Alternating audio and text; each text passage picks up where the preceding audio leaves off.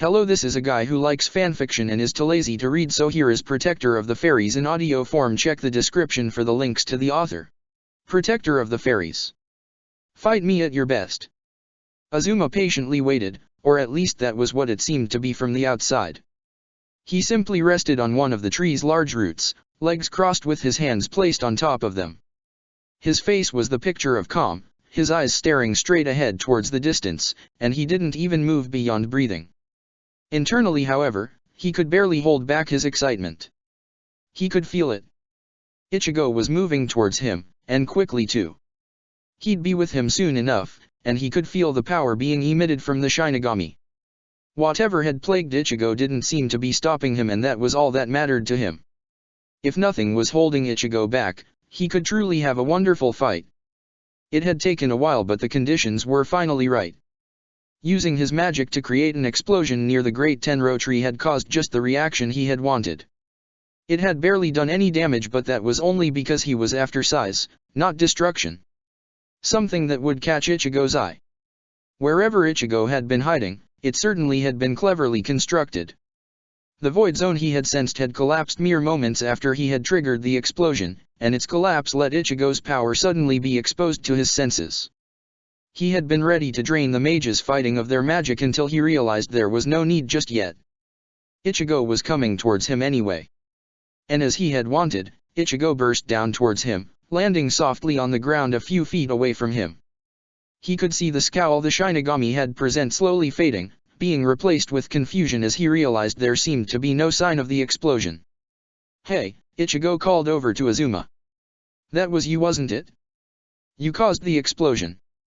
Azuma slowly got to his feet, brushing off specks of dirt from his clothes. "And if I was?" Ichigo simply aimed Zanjutsu's large form at the man. "Don't play games with me. Who the hell are you? Who do you work with?" Now that was curiously. Azuma stared at Ichigo for a moment, seeing nothing that indicated Ichigo was lying. "You really don't know what is going on here, do you?" Ichigo's scowl quickly returned. "I know enough to know you are causing my friends problems. Who the hell are you?" Azuma slowly reached up, grabbing the top of his shirt before pulling it down, just enough to expose a single guild mark. The one of Grimoire Heart. Confusion crossed Ichigo's face before rapidly being replaced with anger. "I see. Grimoire Heart." Azuma only had a brief moment to dodge the swipe of Ichigo's Zanpakuto, Ichigo stepping towards him angrily. "So you felt like you had the right to trample over this place and hurt my friends? You really shouldn't have done that." Azuma let a smile grow across his face. This was it. This was what he wanted. That anger, that hatred, that would make Ichigo come at him for real. He could feel the ground around him trembling from his excitement, small roots of trees slowly poking their way out of the ground. "Fantastic. That's just the expression that fits someone like you." Without waiting for a response, Azuma jumped forward, his hand extended towards Ichigo. Blev. Ichigo brought the flat side of Zanjutsu up in time to match the sudden explosion that fired from Azuma's hand, taking refuge behind it for a moment to dodge the brunt of the blast. As it faded, he brought Zanjutsu up and tried to swipe through the smoke. Doing so revealed Azuma, who had hastily retreated, a smirk on the man's face. The reasoning behind it soon became clear when small sparks of energy flickered to life around Ichigo, all detonating at once to form a large explosion upwards. Before it was even over, a bright arc of blue energy shot through the explosion, crashing into roots that had burst from the ground to defend Azuma. Ichigo shot out of the remains of the explosion and charged at the roots surrounding Azuma, swiping down with Zanjutsu. Azuma caught the blade with a large number of roots from trees, using them to temporarily bind Ichigo's Zanpakuto in place. He knew it wouldn't last, the blade already cutting through the top layers, but it didn't need to. Slight singes covered Ichigo's arms, but that was the only damage he could see. It seems such small-scale explosions wouldn't be nearly powerful enough to do some real damage. It was strange, however. His investigation had shown the regenerative powers Ichigo possessed, going as far as to heal any damage taken no matter how little. If that was the case, then why were these burns still there? They should have already been healed by now. Tiny fruit along the roots he had summoned sparked for a second before detonating, Ichigo pulling back just as the first fruit exploded, triggering all the rest. Azuma didn't let up, grabbing one of the fruit off the tree and throwing it forward. He let his finger aim along its path before he allowed it to detonate, explosions ripping across the ground it had traveled along. Ichigo easily dodged, disappearing in a burst of shunpo as he sped to the other side of Azuma. Azuma reacted quickly when Ichigo appeared again, the roots surrounding him forming a shield that blocked the large blade. Ichigo however smirked, resting his other hand against the blade. Get Chuga Tenshou. Azuma's eyes widened before he jumped backwards, more roots bursting out of the ground to intercept the suddenly energy being released. Seeing it wasn't enough, Azuma let them detonate instead, deciding to fight fire with fire. If he couldn't block the attack, he'd simply cancel it out with one of his own. He knew that wouldn't be the end of the assault however. He stuck his hands out to his side, energy gathering ready just in time for Ichigo to appear behind him in an attempt to catch him unaware. Tower burst. Flames burst out around Azuma and shot upwards, Ichigo moving too quickly to pull back in time. Azuma didn't even feel the heat, but he knew it wasn't the case with his opponent. The moment his attack started to fade however, he backed away from where he had been. And, when the flames cleared, he saw nobody. There was no way that would have been enough to defeat Ichigo, which backed up his original thoughts when he had moved. Another attack would be coming. Bakuda number 63, Sabaku. Gold and yellow chains wrapped around his body before he could stop them, forcing his hands to his sides and restricting his movements. He glanced upwards where the chains had appeared from, seeing Ichigo holding a clenched fist towards him with the sleeve of his shirt burnt off. It seemed Ichigo had gotten out with much less damage than he had thought, considering there were still only light burns. He didn't get it though. The old burns were still there, which definitely meant something was off. If they had been worse and had just healed rapidly to that stage, then it would have made sense, but to not be healing altogether? It didn't fit what he knew. He tested the chains as he saw Ichigo muttering something. He could break out of them, but it was hard work and would take a few more moments. He somehow doubted Ichigo would allow him to escape in that time. The orb of lightning that formed in Ichigo's hand was answer enough. Hada number 63, Reikau Urhau. While he couldn't escape in time, his magic still responded to his will. As he saw the attack almost start to be released, he summoned up much stronger roots than normal, realizing that attack didn't look like it was meant to hit a large area. And, true to his prediction, it started smashing through the shield he had made like it was paper. He could feel the deadly energy sparking as it flew past him, hitting where he had been before he had forced some extra roots to shove his body out of the way. The chains shattered around him as he finally broke free, raising a hand upwards as he sent a long root upwards into the sky to grab. Nothing. Ichigo was gone. That was his thought for a moment until he suddenly was sent crashing backwards, a Getchuga Tenshou cutting through his shield and hitting him while he had been distracted. He hit the other side of his shield before he saw Ichigo charging inside the hole he had created.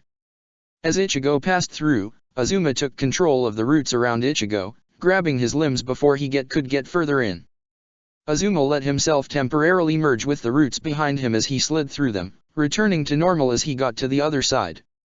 He clapped his hands together in front of him as the shield collapsed in on itself, turning into a spherical cage to hold Ichigo in for a few moments longer.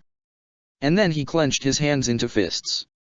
The effect was instantaneous as the entire cage went up in flames, the explosion ripping through the ground and the surrounding area and tearing the landscape to bits.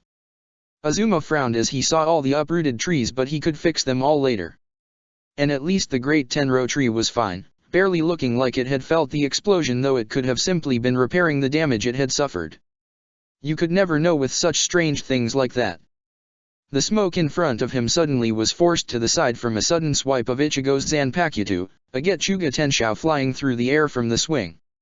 Azuma swiftly dodged under it as he moved forward, letting the attack fly past him as he kept his eyes on Ichigo. That attack just then had done the most damage to Ichigo by far, and yet Ichigo still seemed to be fine, if not a bit tired from taking the blast head on. That bothered him. He could see the burns, and some were quite bad by this point, and yet they still did not heal. Why? What was wrong with Ichigo? And even if he was fine from that attack, that still left the question of how. This form being used right now was Shikai.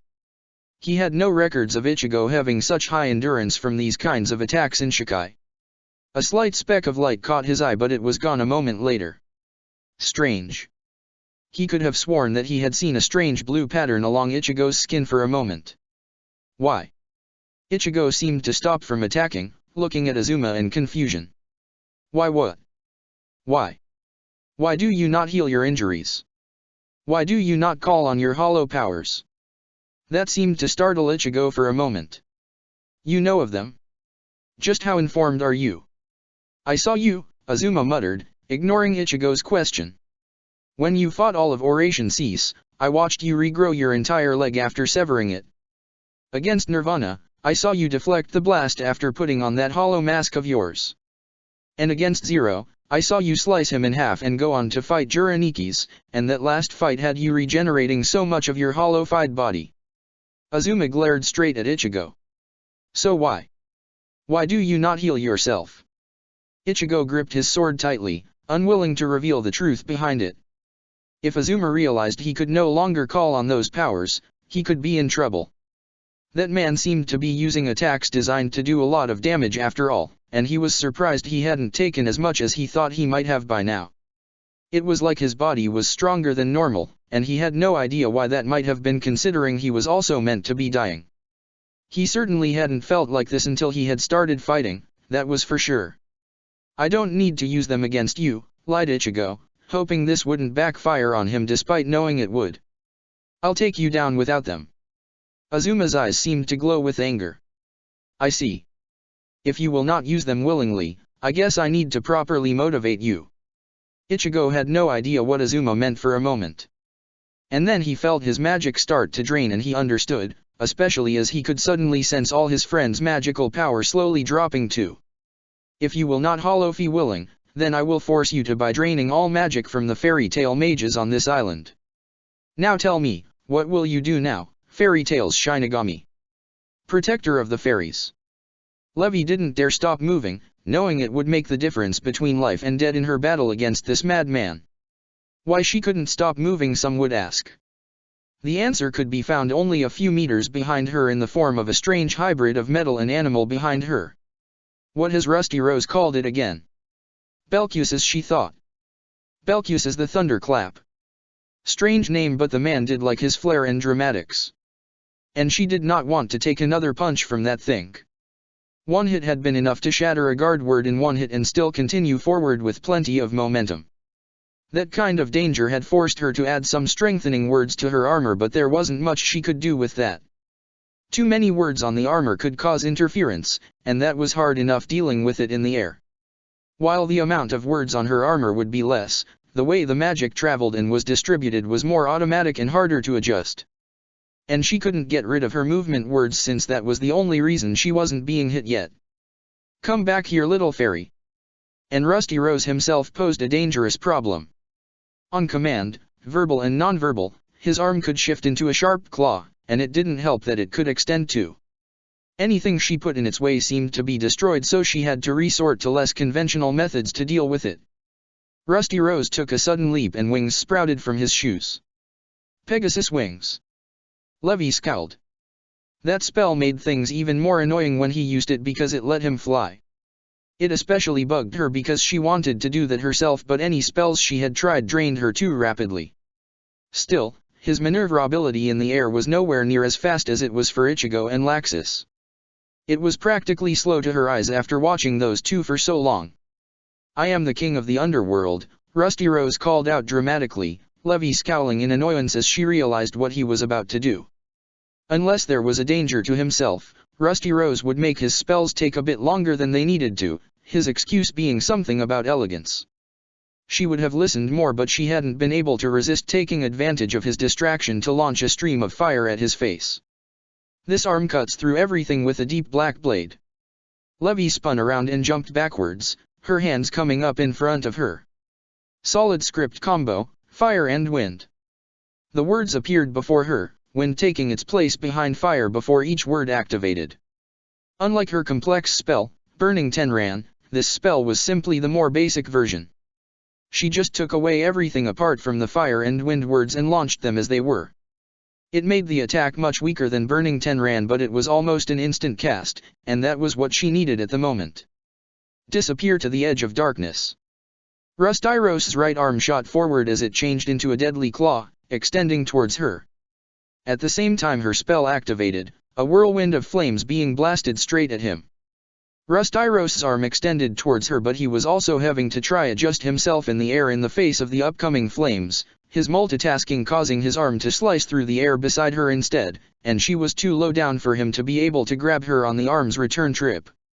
The flames meanwhile were still heading towards Rusty Rose, and he seemed to realize he couldn't avoid them in time. That which dwells in my left hand is a golden shield that pushes back everything. A large golden shield appeared over on the end of Rustyrose's left arm, part of the arm itself being transformed into the shield. That was another reason he was so dangerous. That shield could take a lot of punishment, and even if she destroyed it, then she had to do damage before he simply created a new one. That truly was the most dangerous thing about Rusty Rose. He could create anything he wanted in a second, a few seconds if it was quite complex.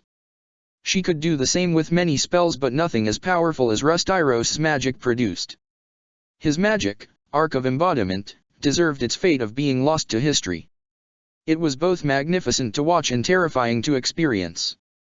As her foot touched the ground, she pressed back off it, dodged a fist from Belcuse's which caused the ground to shatter. God, that thing was annoying. She had to fight two enemies at once, and she didn't like it when they were this strong. Why did this guy have to be obsessed with her? As she came back to land against the ground once more, she slammed the flat end of her staff on the ground. Solid script, Shockwave. Shockwaves spread out from the staff's end, making the ground around her shake and caused Belcuse's to lose his balance. She had been waiting for a chance like this, and Rustyrose's attacks wouldn't be able to stop her in time with her skill at dodging. She brought her staff up horizontally, making she was aiming correctly. Her other hand was already getting the correct words created and setting the spell up. Belcuse's was pushing off the ground when he noticed the small trail of words between him and Levy, each word spiraling round in the air like a circle. Rusty Rose seemed to realize what she was doing as he crossed his arms in interest, his weapons vanishing. Accelerating words, he muttered, his glasses enhancing his vision to properly see the words. No, not accelerating words. Containing words? Yes, but not typically. Those are conductive words. He smiled as he saw sparks appearing around Levy's staff. To direct lightning. But why such a long charge up T-dash? Solid script, Thunder Cannon. Rusty Rose shut his eyes as he pulled off the glasses, Levy's spell blinding him with how zoomed in he had been. I see, he muttered to himself. So that is why you took so long for what I assumed was such a simple spell. You wanted to not only create lightning but to fire it as quickly as possible, and to launch such large amounts along a direct route rather than let it spread out, something you do seem to do on simple level spells. Rusty Rose threw his glasses away as new ones appeared on his face, now using his free hands to clap as he saw the damage Belcuse's had taken. Bravo! Levy lowered her staff, the lightning word on the end of her staff vanishing along with all the others she had just created. Belcuse's stood on its feet for a moment before it collapsed. She supposed that was its limit. Having a large hole torn through its chest would put most people down. She was surprised Thunder Cannon had done so much damage though. Belcuse's must not have had as high defense as she had thought she could have sworn it would have been stronger. It was confusing. Rusty Rose gently let himself drift down to the ground, the wings around his feet vanishing as he landed. Strangely, Levy could hear the sound of his feet hitting the ground all the way from where she was, and it wasn't a quiet sound either. Like it? Asked Rusty Rose in interest. I do. My imagination cannot be limited to simply objects. It is much more elegant and refined than that. Sound is entirely mine to manipulate. For instance, I could make it seem like I'm behind you. Levy froze as she turned towards the voice. She had seen Rusty Rose open his mouth, but the sound hadn't come in front of her, and yet there was nothing behind her too. You see, stated Rusty Rose, an amused smile across his face. Isn't it fascinating? Levy couldn't help but agree, but she couldn't get absorbed by this interesting idea right now. He was trying to distract her, and it was working, there was no doubt on that. If he could create sounds too, that would cause her nerves to get messed with a lot. There could be an enemy behind her, but, at the same time, there could not be. How does it work? Levi suddenly asked, letting her staff rest against her while she placed her other hand on her back. Are you creating the sound waves? No, that's far too complex for you to do. I don't think you're that good. Levi tapped the staff against the large hat on her head as an idea popped into her head. Ah, I know. Redirection. Rustyros' smile grew. You truly are an incredible being. To figure out the trick so quickly deserves praise. It is true, I cannot create the sound waves because I cannot see them in any form at all, but I can imagine them to be coming from elsewhere if I so wish. Impressive. I wish I could do that. So you can create physical objects and you can redirect sound. Makes me wonder what else your imagination allows you to achieve. Would you like to see? I am more than willing to put on a show. I suppose it'd be fun, but I'll have to decline. You really shouldn't have kept talking for so long. What dash Rusty Rose felt his arms suddenly slammed to his side as a pair of binding words hit his sides and attached to one another. His arm was already shifting to the claw form when the rest of the word cage appeared around him, lightning sparking within the cage. Levi took her hand off her back, her fingers finished creating the complex spell out of view. She raised that hand up to him before waving. Thanks for talking. Solid script, shock cage. Just before the spell could activate though, she felt a sudden fluctuation in her magic, the spell she was about to activate collapsing at the seams. Rusty Rose smiled viciously as the bonds holding him broke apart. It seems Azuma finally decided to do it. Say goodbye to your magic, little fairy. Protector of the fairies. Zhang Crow couldn't stop laughing as he heard the cries of pain, taking pleasure in the pain he was sure Natsu was feeling. The panic on Wendy's face was like the icing on the cake too. His attack suddenly broke apart though in a burst of Natsu's own flames, overpowering his own by sheer force. Cloaking in flames, a pair of flame wings were wrapped around Natsu before extending outwards as a tail formed. Fire Drive. How fun. Fire Drive was dash Zhang Crow was cut off as a flame-cloaked fist smashed into his face, sending him back a few steps. Before he could stop or move, the arm seemed to extend, flames acting as the extra parts of the limbs to grab him. He found himself being dragged straight back towards Natsu, who was hovering slightly off the ground, his wings beating as one. Is that all you've got? Called Zhang Crow as he released black flames from his body, burning the limb holding him away. He watched it repair itself with a smirk. Yep, still the same. My flames are still stronger. Natsu growled. If I can't win in quality, I'll beat you in quantity. The flames around Natsu intensified further before he flew straight at Zhang Crow, tackling him with a headbutt to send him flying backwards. Zhang Crow shook the attack off, pushing off the tree he had fallen against to dodge the suddenly extended arms of Natsu. Natsu quickly flew back round, only instead of charging at Zhang Crow like what was expected, he flew around him, a small trail of flames forming from his wings. Zhang Crow glared at the flames before he swiped his hand around him. Flame God's Cloud. Black flames burst along the path he had swiped across, destroying the weaker flames of Natsu's before Natsu could finish what he was doing. When the flames cleared slightly though, he couldn't see Natsu. A tail shot down from above before wrapping around him, pulling him upwards as it reeled itself in. Zhang Crow let flames burst out around his body, but the flames weren't vanishing as quickly as previous ones, making him realize how many flames were packed into the tail to counter his attack.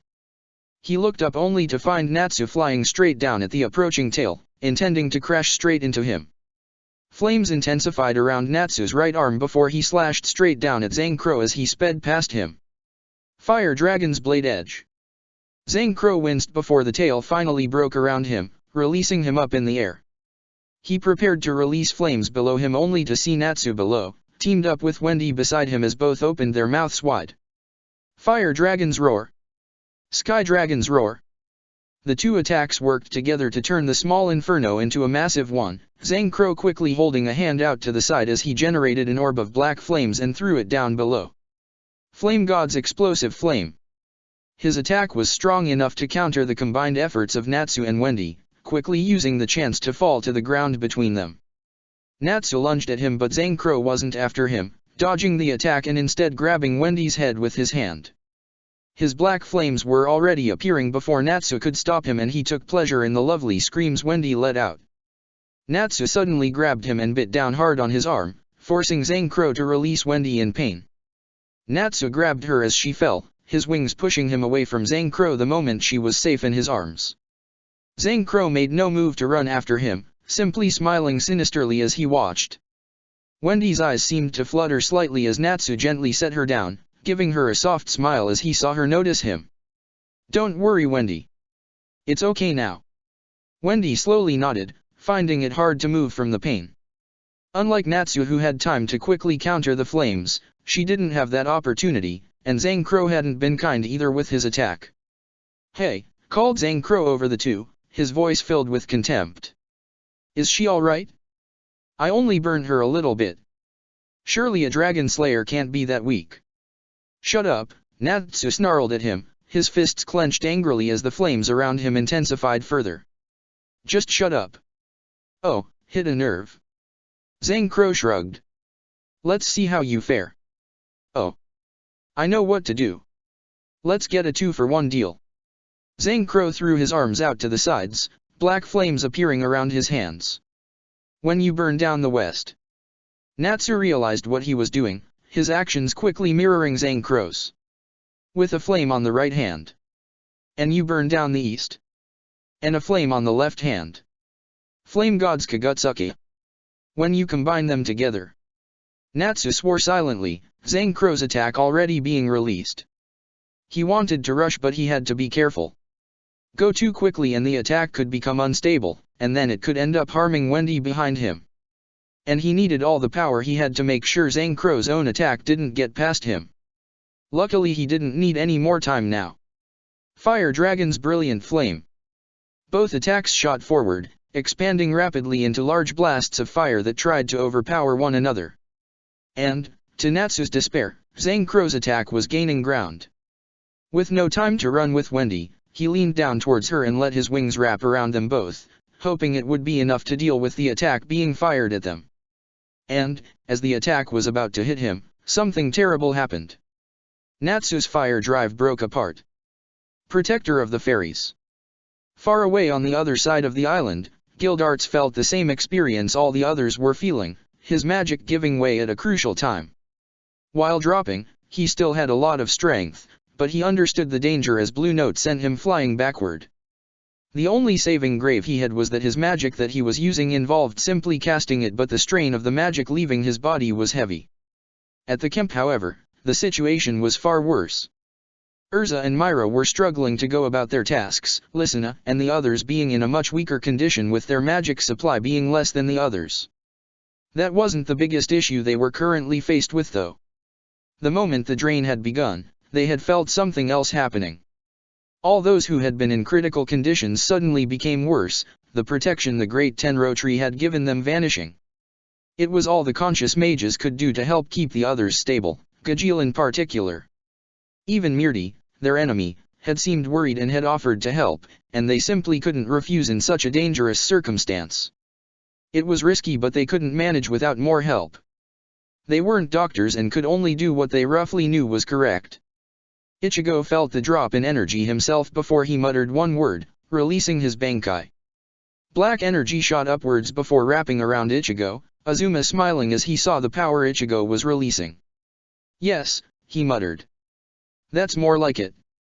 He suddenly frowned, noticing the drain from Ichigo seemed weaker than before. No, it wasn't weaker, rather it was harder to steal the energy. "I see."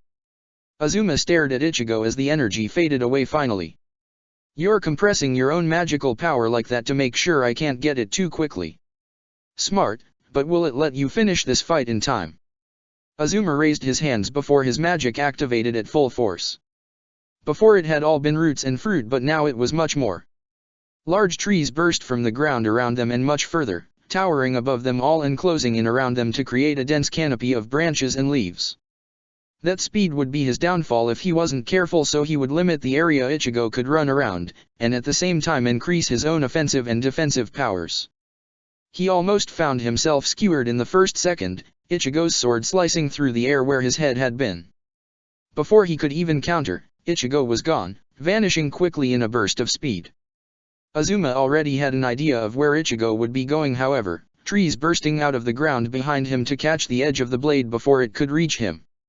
Before Ichigo could try the Getchuga Tenshou trick he did last time, Azuma jumped up away from Ichigo, a large branch shooting out of the new trees of the changed battlefield. Ichigo made to chase after Azuma until a large fist made of oak almost slammed into him from his blind spot.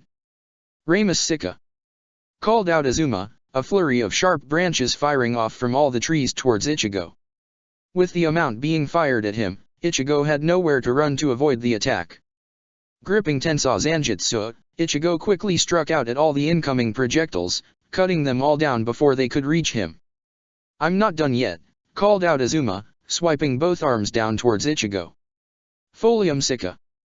Massive amounts of leaves fell all around them before they were suddenly redirected through the air, aiming towards Ichigo in the midst of the previous attack. The leaves, while sharp with the magic fueling them, weren't as deadly as the branches from the previous attack. The problem Ichigo suddenly felt himself facing was they were faster and, when combined with the branches, created annoying timings for having to destroy them all before reaching him.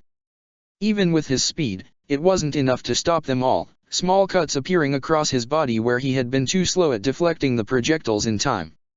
With more coming, Ichigo decided it had gone on long enough, black energy gathering along his blade as he continued to deflect the projectiles. Getchuga Tenshou. The energy simply detonated from the blade itself, creating a force strong enough to blow back the projectiles and let Ichigo rush through. He brought his blade down at Azuma and sliced through the man, scowling when he realized how easy it had been to cleave through the man. He spared a glance behind him to see a false body made of wood. The switch must have been made when he had been activated his attack. Azuma was slow, it was simple to see. But that didn't mean the man wasn't good at reacting, but even then it wasn't the fastest he had seen. The man made up for it though in trickiness and endurance, and that wasn't working in his favor right now. His breathing was already uneven and it wasn't just because of how fast he had been forcing his body to move just then. His magic was being drained rapidly, much quicker than he had wanted. It was painful too. Before he had released his Bankai, it had drained quickly and easily. By compressing his energy with his Bankai, it was being drained much slower than it could be normally, but it caused a lot of pain from being extracted at the same time since it was being forced out of his body due to a much greater force. He had to find Azuma quickly as, for once, he couldn't afford a battle of attrition. Azuma meanwhile patiently waited, getting ready to strike at the right moment. He knew he couldn't stay hidden forever, especially if Ichigo decided to suddenly use an attack strong enough to destroy everything around him. He needed to keep appearing in the open to force Ichigo to expend more energy. It was hard enough trying to steal the amount he was taking right now, and doing so had involved weakening his grip on everyone else's magic. What he needed was a chance to force Ichigo's power to the max and to push it further, forcing him to use his hollow powers. He could accept nothing less. As Ichigo began to charge up a Getchuga Tenshou, Azuma burst out of the ground, swiping down as soon as he was completely out. A swarm of large branches spread out ahead of him, blocking Ichigo's path at the last moment when the Shinigami had started moving. Ichigo didn't let it slow him down for long, firing off the energy around his blade to break through the flimsy guard and continue forward. Trees sprouted all around Azuma to form a shield, but Ichigo broke through before it was finished, Azuma hastily trying to slip away through merging with the tree behind him. He was half through when Ichigo's blade slashed at the tree, a large slash going across his chest.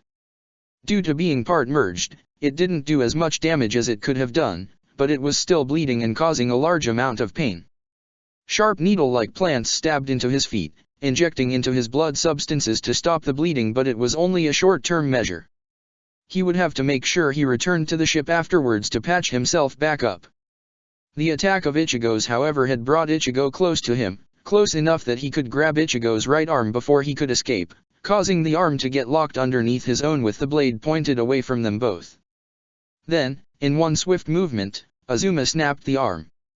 He had to give some respect to Ichigo for not even making a sound of pain.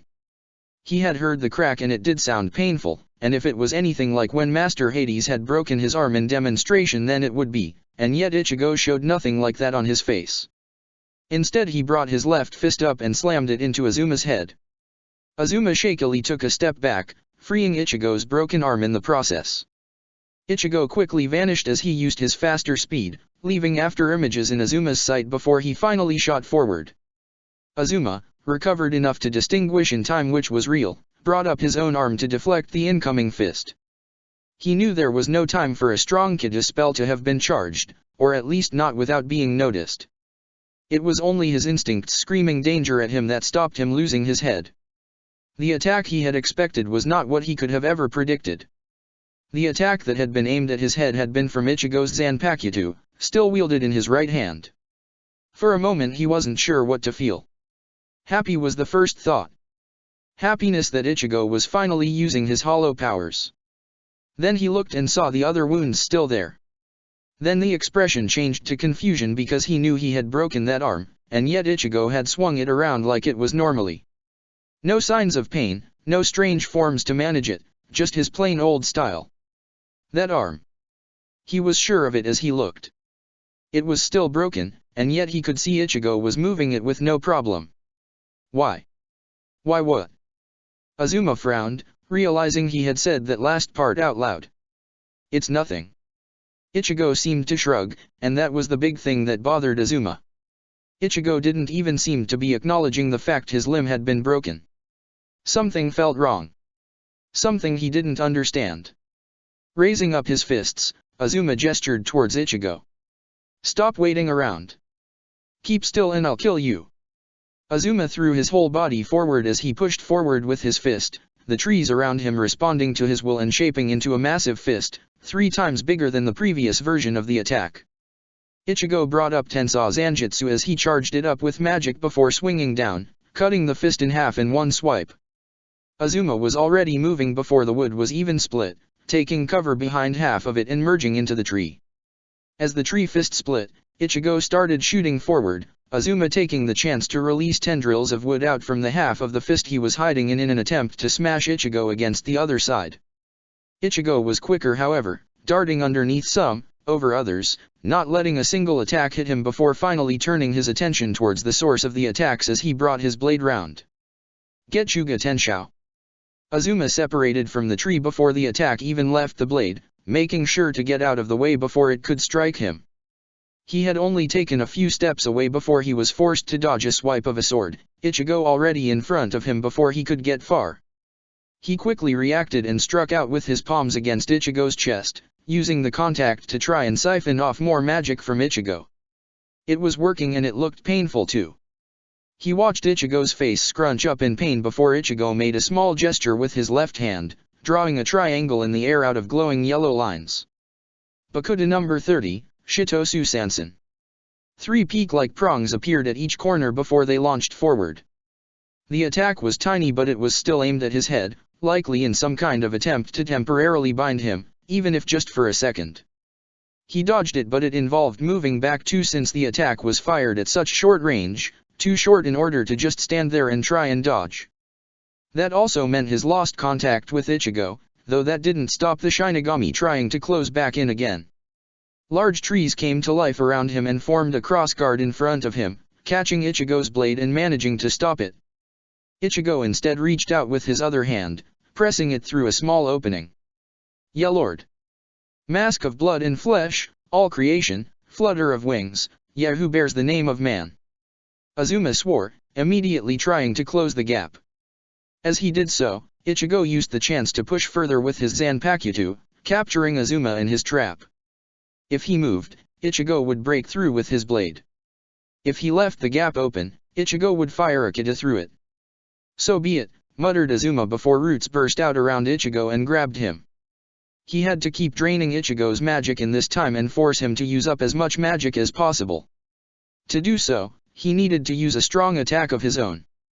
He quickly clapped his hands together as he built up energy around him, making sure Ichigo could notice the amount of power it held. It was all useless if he couldn't force Ichigo to try and match him and go beyond that. On the wall of blue flame, inscribe a twin lotus. In the abyss of conflagration, wait at the far heavens.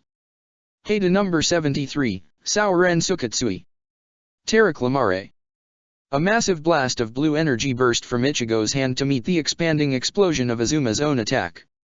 Azuma's kept expanding all around them and beyond Ichigo, the only gap in the explosion being when the Kage spell was active and battling against Azuma's spell. Slowly though, Azuma could feel Ichigo's own attack falling first. Ichigo was pushing more and more energy into it, but his own energy was still being drained rapidly. Despite his Bankai's help at slowly it down, and Azuma could simply draw on the stolen energy to fuel his own spell. Finally he felt Ichigo's own spell fade and the explosion filled the void it had been creating around Ichigo, detonating fully before finally ending. Azuma didn't let his guard down or even risk losing the initiative, rushing forward into the clearing smoke before Ichigo could try anything. Tensou Zanjutsu swung round towards him almost instinctively, but it had to be a luck guess as his location as he was already at Ichigo before he could try an attack again. Ramus Sika. Ichigo jumped away as the branches shot forward, chasing after him as he tried to dodge. "You're slowing down," shouted Azuma after him, quickly following as he leapt onto tree branches. "Is the strain finally getting to you? Or is it that you're too low on magic to keep moving that fast?" Ichigo scowled before kicking off the air and charging straight into the mass of branches, Tensou Zanjutsu swiping around him as he slashed his way through. "Not even close. You're lying." To prove his point, Azuma dodged the blade as it came down at him, a strike that previously might have been a hit or a narrow dodge. He instantly struck out with a harsh kick, hearing a crack as he connected his foot with the back of Ichigo's left knee. "Your body is getting weaker now too." To Azuma's shock, however, Ichigo leaped away without any signs of discomfort, moving his leg like the kneecap hadn't just been shattered. "What was that?" Ichigo said in taunt. "I barely felt that." "You're not lying," Azuma muttered under his breath. There was no pain showing at all on Ichigo's face. It was a mystery, but it was too late. He glared up at Ichigo before shaking his head sadly. "It seems this game of ours is over. Your magic runs out. Now." The last drop of magic drained from Ichigo's body and Azuma saw the sudden pain that seemed to appear across Ichigo's face, his leg left crumbling slightly. And then he was suddenly back upright, a bone-white mask materializing across his face. "A pointless endeavor. You're finished?" Azuma's eyes widened as he looked down at the hand suddenly on his chest. "Hada number 32, Ukasen." The yellow energy burst from Ichigo's palm and sent Azuma reeling backwards. In that time Ichigo suddenly slashed up with Tensou Zanjutsu, the blade cutting along Azuma's chest. As he made to move forward, his speed suddenly dropped, Azuma quickly counting the follow-up attack and hitting Ichigo in the chest with a fist. Trees shot out from the ground behind him and joined in with the attack, throwing Ichigo back away from him. Ichigo seemed fine for a few moments before pain crossed his face again, one more disappearing after a brief moment. The moment it did, Ichigo burst forward at the same level of speed as he had in his first surprise attack, Azuma barely blocking the sword's edge with the trees he had wrapped around him in time. With a swipe of his hand, the trees shot out like whips, sending Ichigo back before he sent a barrage of leaves after Ichigo. "Strange," muttered Azuma as he watched what happened. As the leaves continued their assault, Ichigo slowly grew slower before finally that pain crossed his face again. When it vanished, the burst of power seemed to appear like before and the leaves were cut apart as they reached him, none making it through until Ichigo started slowing again. "How are you doing this? Is this the power of holification?" "No, it simply strengthens your magic." "And your—" Azuma's eyes widened dramatically, quickly flickering towards the great Tenro tree. "You're out of magic. And yet, I'm still gathering more from you." "How? What was that?" Ichigo suddenly said from behind him, slicing down with Tensou Zanjutsu as Azuma threw himself to one side. Ichigo had already slowed down as he went on to his second attack, slow enough that Azuma could properly counter before launching a kick against Ichigo's chest the moment a sign of weakness appeared. "I thought so," said Azuma. "So that's the secret to this technique of yours?" "Huh?" Ichigo said, a brief bit of pain crossing his face. "What the hell are you talking about?" He didn't wait for an answer though, speeding towards Azuma who managed to create a strong enough guard of trees up around him to deflect the attack. "About 3 to 4 seconds. In that time I can't hope to touch you properly as your body is being rapidly pumped with a large amount of magical power. The trees suddenly separated as Azuma charged in, Ichigo slowly down as he went to attack himself. Then about 10 seconds of slowly weakening, your levels of magic once again being drained towards zero. As he reached the point where Ichigo's magic was about to drop back down, he grabbed Ichigo before he pressed his other hand against the one he had reached out with. Terraclamare.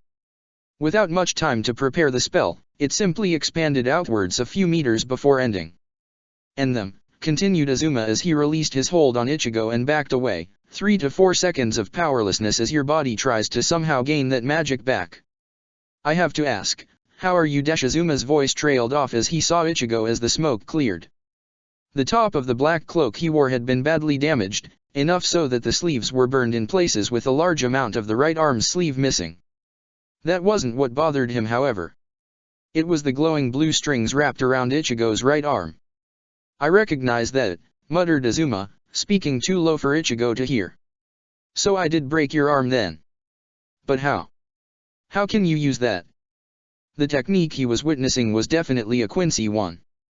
He once had the pleasure of encountering one years ago when Master Hades had been looking for new members of Grimoire Heart, though the Quincy had refused if he remembered correctly, and likely ended up dead because of that. They had been skilled enough to use the technique he was seeing though, allowing him to keep fighting beyond his normal limits when injured. But it didn't make sense. How could Ichigo have this power? He was a Shinigami with hollow powers, nothing more. To be something more meant something else. Something very, very dangerous. Still, this couldn't explain where all this magic was coming from. It was far too much to suddenly just get absorbed like this. Unless... was it always there? Who exactly was this man? Quincy powers? A vast amount of magic that he couldn't even access? Still, it was pointless to think about it all. He would win, that was all it was to it. All he had to do was get a deadly attack on Ichigo when he was weak once more. He wished he could have faced that hollow power of his, but now? This fight was satisfying enough. Ichigo vanished suddenly as Azuma got distracted in his thoughts, reappearing at Azuma's left side as he swiped out with his sword. With no time to create a guard, Azuma simply moved as much back as he could and tried to turn his body to make sure the blade would miss anything vital. It left a large cut along his side and it was bleeding heavily, but it was better than being sliced in half. That was the first condition for victory cleared though. He quickly rushed at Ichigo as the power slowly started getting sucked away, pressuring the Shinigami and forcing him to try and expend the energy quicker. As the last part vanished, Azuma focused his magic into his arm and stabbed forward, using his arm like a spear. It would have worked if not for Ichigo's right arm to suddenly swipe round at an unnatural speed, a speed that he was sure would have broken the arm in Ichigo's current condition if it wasn't already broken. He could only watch as his arm was severed from his body from the elbow down, Ichigo avoiding him as he crashed down beside him. "That tree is the source of our problems, right?" Azuma looked up at Ichigo only to find a determined look on his face. "I see. Well, I'm probably going to regret this, but here goes." Ichigo brought Tensou Zanjutsu back behind him, gripping it tightly with both hands as a massive amount of black energy spiraled off it, more than Azuma had ever seen. "Wait," Azuma muttered in shock. "What are you doing? Do you know what you're planning to do? If you destroy that tree, your guild loses its divine protection. You'll be able to die." "Who cares about that?" stated Ichigo as he swung the blade around him and tightened his grip on the energy. It was taking time, but the energy was managing to stay in the blade, meaning all he had to do was pour the energy into it each time he gained some more. "Right now, it's draining us of all our magic. If we want to win, then that tree has to go." With one final spin, Ichigo slashed forward, the massive torrent of energy flying through the air before slicing into the base of the tree and continuing beyond it. Azuma could only look on in shock, his mouth hanging open as the massive tree slowly fell to the side, slithers of black energy still lingering along the base of the tree where it had made the large cut through it. Ichigo managed to stand for a moment before his right leg crumbled beneath him, his left hand coming up to his mouth in time to cover it as harsh coughs escaped it, trickles of blood leaking through the gaps between his fingers. With that dash, Ichigo was cut off as a new burst of pain appeared through his chest. He shakily looked down before seeing a blade stabbing through his chest, inches away from his heart. His eyes sought out Azuma only to find the man still lying there, looking just as shocked as he was. His head finally managed to turn enough to see his attacking, his mouth opening in shock as he forced a few words out in response. Mest. No. The image seemed to shatter in his mind, the fake vague memories of Mest no match for dealing with the ones that already existed of the man. You're Doran Bolt, protector of the fairies. Heavenly flames that devour all. Rusty Rose held Levy up by her throat, his eyes showing amusement as he watched her continued struggles. How amusing. Even watching you with your wings clipped is providing me amusement. It is a shame our game has come to an end. I truly was finding it to be fun. Reaching out behind him, Rusty Rose made an elegant gesture towards the sky, the ground shaking. Slowly the ground started to crack before it finally gave way, breaking apart as a massive tower stretched out from the ground, reaching up to the clouds and beyond. Well then, said Rusty Rose before he threw Levy at the tower. Time to end this. Levy struggled to escape, but it was futile the moment she touched the tower. It locked her in place against its walls as it continued extending upwards. Rusty Rose held out a hand, his index finger held against his thumb ready. Goodbye, little word priestess. It's been fun. With a snap of his fingers, the tower exploded, shockwaves being felt all over the island. Rusty Rose held up a hand in the face of the powerful winds being generated from the blast before willing them to move away from him, his mind shaping what he imagined to happen and, like always, it did. He didn't stop watching, waiting until the energy finally faded and to watch Levy's body fall to floor. He walked towards her slowly, a smirk crossing his face as he saw that she was still breathing. More than that, she was conscious too. Most people couldn't manage to stay awake after this, and that was if they lived. The Tower of Dinger, Rusty Rose said towards her, a hand reaching out to the side and letting a miniature version of the tower appear in his hand. There were people far away who tried to build a tall tower. They built and built as high as they could, and then they went higher. Have you heard the story? Levy snarled at him, a shaking hand trying to push herself off the ground. No need for such an attitude. I'm telling such a fascinating story after all. Now this land had a group of mages. Nothing like here in Fiori. Their land lacked many mages in the first place, all who existed being forced to serve the ruler of the country. I'd call him a king, but he was more of a lord or baron. Now each day, those poor souls were forced to do the most dangerous work, far after the ordinary citizens had given up for the day and gone home. And to all it seemed right. Those mages had learned magic to allow them to move great objects at will or to burn things in place. They could do the tough work for them. Rusty Rose shook his head. But those mages didn't think like that. Why do we have to work this hard for nothing in return? Why do we get blamed when accidents happen? It was questions like these that plagued their minds. So you know what they did? Levy didn't give Rusty Rose an answer, but it didn't bother him, instead causing him to lean down towards her and grab her by her dress, pulling her back up into the air. They poured their souls into that tower. The people thought they had finally broken and would obey them without complaint. And so they left them to it, the guards watching them vanishing over time. Each day, each brick of that tower got infused with a large amount of magical power. And it continued for years, some say, until the tower was complete. And, the moment the last brick fell into place, those mages hit the switch. Rusty Rose laughed, his voice full of sadist pleasure as he crushed the miniature tower in his hand. Now my replication is nothing compared to the original. You know, people don't even know where the country that happened is anymore. Some say it was just rumors and made up nonsense. You know what I think? I think that the maps showing an entire country missing might suggest something crucial there. Rusty Rose let Levy drop back to the ground as he released her, watching her fall to the ground and trying to stand. Look at you. How weak you are without your magic. Levy's arm shot out, grabbing Rusty Rose's leg. I've still got some. With her other hand she quickly made gestures. Solid SCR-. Rusty Rose didn't let her finish, instead brutally bringing his foot down on her hand. Levy let out a scream as Rusty Rose applied more pressure to her broken hand. The pain caused her to loosen her grip on him, at which Rusty Rose created a blade out of thin air and stabbed it into her other hand. He took pleasure in watching her scream louder, watching the blood flow out of her wounds. Now, you can barely use any complex spells with that tree of yours turned against you. With all that magic being sucked out, even your low-level spells, as quick as they are to cast, are useless. So why bother? You're just causing yourself unnecessary pain. Rusty Rose screamed out the last word as he brutally kicked Levy, causing the motions he had seen her trying to make with her toes to fail. Now you are persistent, I'll give you that. Levy spat at him, Rusty Rose wiping it away in disgust. If I can move, I can fight. I can see that. The sadist smile appeared on Rusty Rose's face again, this time stronger than ever. Then let's play until you're broken. Ghosts of Britia. Ghost-like entities burst from Rusty Rose's palms and grabbed at Levy, tightening around her as they stopped her from moving the majority of her body. It wasn't her biggest problem though, as a large creature burst to life behind Rusty Rose, looking to her a lot like a wyvern.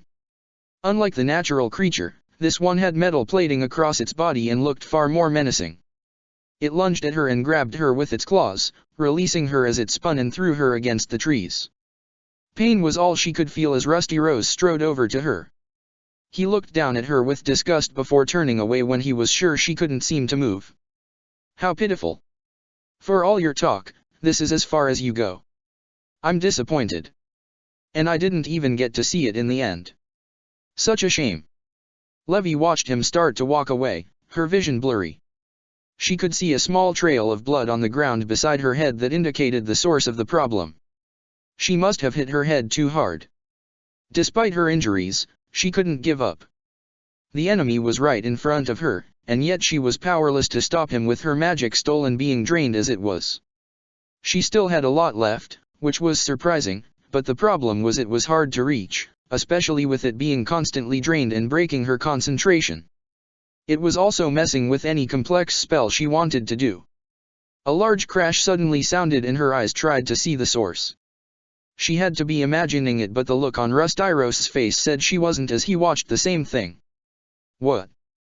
Azuma, what are you doing up there? Levy didn't know what was happening, but, at that moment, her magic suddenly seemed to become free again. It wasn't being drained, and she could feel it acting as it should do. The problem was that, despite Rusty Rose letting his spell on her fade, she could barely move anyway. The only way to beat him was to use her strongest spell before it was too late. How long would that take without her hands? Hours? Days? She didn't have that time. The trail of blood around her had gotten a bit bigger and she wanted to wipe some of that was getting on her face from the ground. It was annoying and that was it. Acting quickly, she strained to bring her hands forward, blood pooling on the ground in front of her as she tried to move them. It hurt. It hurt so much, and yet she pushed through it, not willing to let it slow her down. She couldn't write with them, but she now had all the materials she needed. With that, she pushed her tongue out of her mouth and traced the letters she needed desperately out of the blood to spell one word. Heal. The word glowed brightly as her magic activated it, drawing Rusty Rose's attention. Even if he wanted to do anything, it was too late for him to stop her. She could feel the bones in her broken hand trying to patch themselves back together, and she couldn't say it didn't hurt because it did. It was one of the worst pains imaginable, and she was sure she was only fixing the problem temporarily. There was no way the bones would be set correctly. Her other hand was a bit better, the stab wound healing, though she was forced to grab the dagger and pull it out quickly as some of her flesh had started trying to heal around the blade itself, something that would be much more painful to fix later on. As magic fills the air, the fairies recover, muttered Rusty Rose. I'm surprised you still have magic. Azuma messed up, or maybe he forgot. I'll ask him later on. He glared at the beast behind him. Kill her. The beast obeyed, charging at Levy. She rolled out of the way, ignoring how dizzy she felt right now as she rapidly made small motions with her hands as she sprinted for her staff. She didn't have time to add on the enhancements to her armor, the old ones having faded away when her magic started being drained. All her focus went on either dodging the beast behind her or crafting the spells needed for her big one. One of the claws of the creature got her on the leg, however, forcing her to collapse as the pain cut across it and disabled the limb. She was close enough now though, her hand closing around the staff and pulling it towards her. "Finish her, Belfast," Rusty Rose shouted. "Finish her now." "Too late," Levy muttered as flames burst to life around her, her spell activating as she channeled her power through the lacrima on the end of the staff. Solid script, Cacao. Rustyrose's mouth hung open as he watched the massive phoenix start to form, his own beast getting destroyed from the flames as Cacao formed. Yes. Yes. This is what I've been waiting for. Rusty Rose spread his arms out wide, a massive beast of his own appearing behind him in the form of a massive squid, the tendrils of the squid swiping at the air around it. Unlike normal squids, metal armor seemed to replace weak areas of flesh, and the edges of each limb was sharpened to dangerous degrees, each edge capable of slicing through earth like butter as it did to the ground all around it. This is truly the climax to our battle. Levy glared at Rustyrose's creation before looking at her own. It wasn't just her head that was causing her to see the flickering form of Cacao. It was already falling apart. She had to attack now, but she wasn't sure if she could make it in time. Not with the amount of magic she had left. "How about I help you?" Levy's head tried to shoot round but it still hurt to move too quickly. Rusty Rose showed no surprise however, almost as if he hadn't heard the voice. "You're Ichigo's friend, right?" Levy could only nod at the strange voice sounding in her head, a slight giggle following her action. "Perfect. If I save you, he won't be able to deny me. Your spell truly is impressive. Let me complete it for you."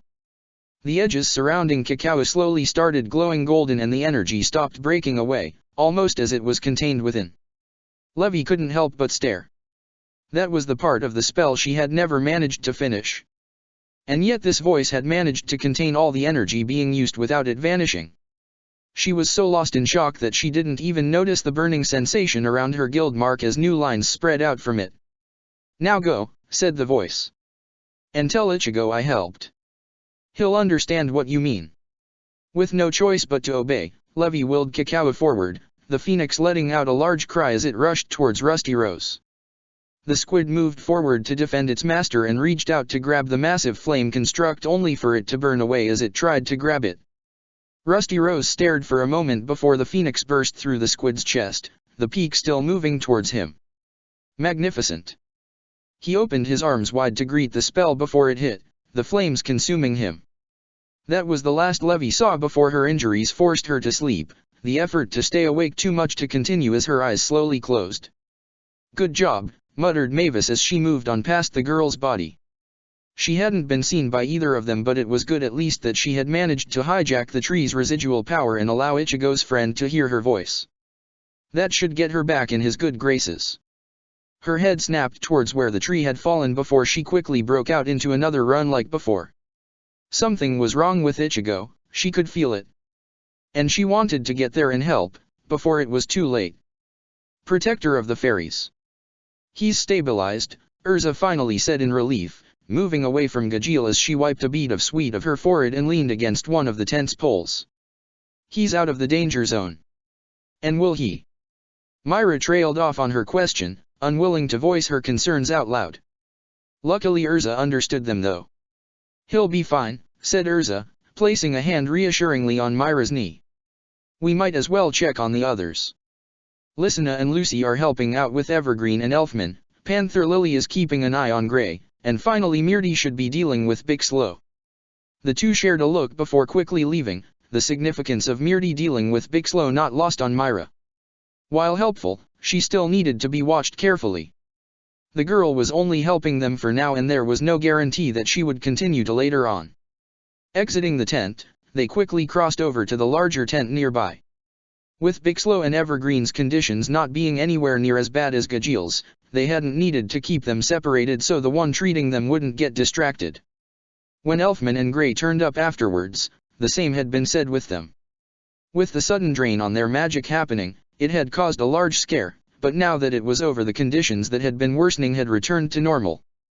Being outside the tent though allowed them to see the chance that had happened since they had rushed to Gajeel's aid. The great Tenro tree, a sight they were accustomed to seeing on the island, had been chopped down, the tree lying across the ground in the distance in a discarded fashion as part of it slid down the side of the island till it reached the shore. Near where should have been the base of the tree was instead a large area of massive trees, seeming to be enclosing the base of the great Tenro tree within them. There wasn't much time to consider that, however, as it was out of sight again once they went under the nearby tent for the others. To their relief there seemed to be no problems, and Mirti also seemed to be acting non-suspiciously. "How are they?" asked Myra as she leaned down next to her sister. Lysina gave Myra a happy smile as she turned to face her. "They're fine. I think they just had the same problems we were having as they had healed enough to not be in any risk of dying." She raised a finger to her chin in thought as she glanced at the two patients. "I wonder what was going on. How did we all start losing magic?" "It's a question we'll have to ask the others when they return," said Urza in a tone that left no room for protests. "Are they all okay enough for us to afford to lose a person or two?" "I wouldn't say two," said Lucy reluctantly. "Perhaps one. If we don't get the magic problem again, I'm sure I could summon a spirit for help, but it's probably not a wise thing to rely on if it happens again." "What's happening outside?" asked Mirti softly, drawing everyone's eyes towards her as she straightened a bandage around Bixlow's hand. "Is anything different?" "Yes," said Urza suspiciously. "Do you know something?" While it sounded like a question, Mirti knew better than to assume that. She was still technically their prisoner, and that made this a demand. "I didn't get my magic drained. Only fairy tale mages did. That was the plan devised by Master Hades, which Azuma would follow. To subjugate you all without the need for any more senseless violence. By using the great Tenro tree." "Yes. I see." Urza sighed in annoyance. "So that's why the tree's being cut in half. Someone must have done it to cut off the connection. But who dash?" "Ichigo." Urza froze as the name Mirti muttered. "Ichigo? But he's... Oh, that reckless idiot. Ill people shouldn't charge into battle. He's worse than Natsu is." "Why are you so sure it's Ichigo?" asked Myra curiously. Mirti simply shrugged in response. "I don't know. The probability is high though. Azuma's intended target was to subdue the Shinigami just in case he could still fight back. It seems he could." Urza crossed her arms at the response Mirti gave them. "And you didn't tell us of this, why?" "I forgot." Urza continued her glare. "I didn't think it was very important. I didn't know when Azuma would pull his plan. And if it helped cause enough of a distraction for Altair to act, that's fine with me. Our relationship isn't strong enough for me to show you all my cards." "I'll let it slide," Urza said after a few moments of silence. "But next time something like that happens, consider telling us earlier than now. I won't be so lenient a second time." "Hold on," said Myra quickly. "Mirti, you said Ichigo was Azuma's target. Do you know who else had targets? Who else might be in danger?" Mirti thought for a moment, considering whether it was in her and Altair's benefit to let the information she knew be shared. She couldn't think of any other people who could add any benefit to it. If anything, they would be more like threats, and threats always needed to be neutralized. She quickly searched her memory for all those who had come to her requesting information along with the talk Master Hades had given them all. Zhang Crow is after Natsu Dragneel. Rusty Rose wanted information on Levi McGarden. Blue Note was ordered to face Shinji Hirako, though it was a sudden chance, so I don't exactly know why he was after the information on him. Zaldeo was after Lucy Hartfilia, but that isn't relevant after what she told me." Mirti spared a glance and a nod towards Lucy. "Thank you for helping me to update my records." "Sure thing. Was there anyone else?" asked Myra gently. "Anything else you can give us?" Mirti shook her head. Not many people were targets that Master Hades requested. The majority were just their own grudges or personal targets. "All right, thank you for being honest." Myra got to her feet before heading towards the tent's exit, her hand tapping Urza's arm as she passed to get her to follow. Mirti watched the two leave before looking back at Lucy and Lysina, the latter giving her a reassuring smile. "Don't worry. Give it a while and they'll forget you were once an enemy." "Yeah," added Lucy. "Just look at Gajeel. He's dash." covered in bandages and in a critical condition. Mirti shivered at the thought. I'm not sure I want to end up being like he is. Outside, Urza and Myra quickly moved far enough away so that they couldn't be heard, glancing at the fallen tree multiple times before they finally spoke. I'll go, they both said at once. The two glared at one enough before trying again. I'm faster. You're needed more here. Myra shook her head as they kept mirroring one another. Look, we both know my demon form is much faster than you are. Only in most of my armors. I can match you two, don't forget. Yeah, but I have wings. I can cover a lot more ground than you can. Urza gestured towards the fallen tree in the distance. That drained all of us of a lot of magical power. How long can you hold up a draining takeover? Long enough, protested Myra, her response losing force as she spoke. All right, probably only 10 to 20 minutes. Less if I fight. And we already have Fried and Kana searching too. We shouldn't rely on them alone. They've had less time to recover than we have. Once I've equipped a better armor on, the drain, if it returns, will have a weaker effect on me than it will on you, especially since I can adjust it depending on the level I want to exhaust with it. Just leave it to me. Myra huffed, crossing her arms. You better stay safe then. We've got too many injured people already. Let's not add another. A burst of fire suddenly appeared in the distance, taking the appearance of a phoenix as it formed. You know, I think you said that a bit too soon. Light flashed around Urza before she stood there in her black wing armor. I'm heading out. Look after the others. Protector of the fairies. Natsu clung to Wendy as he tried to shield her from the flames. They had barely survived the first set and Zhang Crow was deadly in his aim, purposing aiming for Wendy in an attempt to take advantage of their weakest link. Each hit was a deadly one. His fire drive, for whatever reason but he's hazard a guess that it was to do with why he was losing magic, had stopped working. It was his draining magic's fault. It meant the steady flow of energy he needed was being disrupted, and on a large scale too if he couldn't even form the cloak. With it out of play, his only method of protecting Wendy involved using his own body as a shield against the flames, and it was only because of two reasons that he had survived so far as it was. The first was obvious. He was a fire dragon slayer.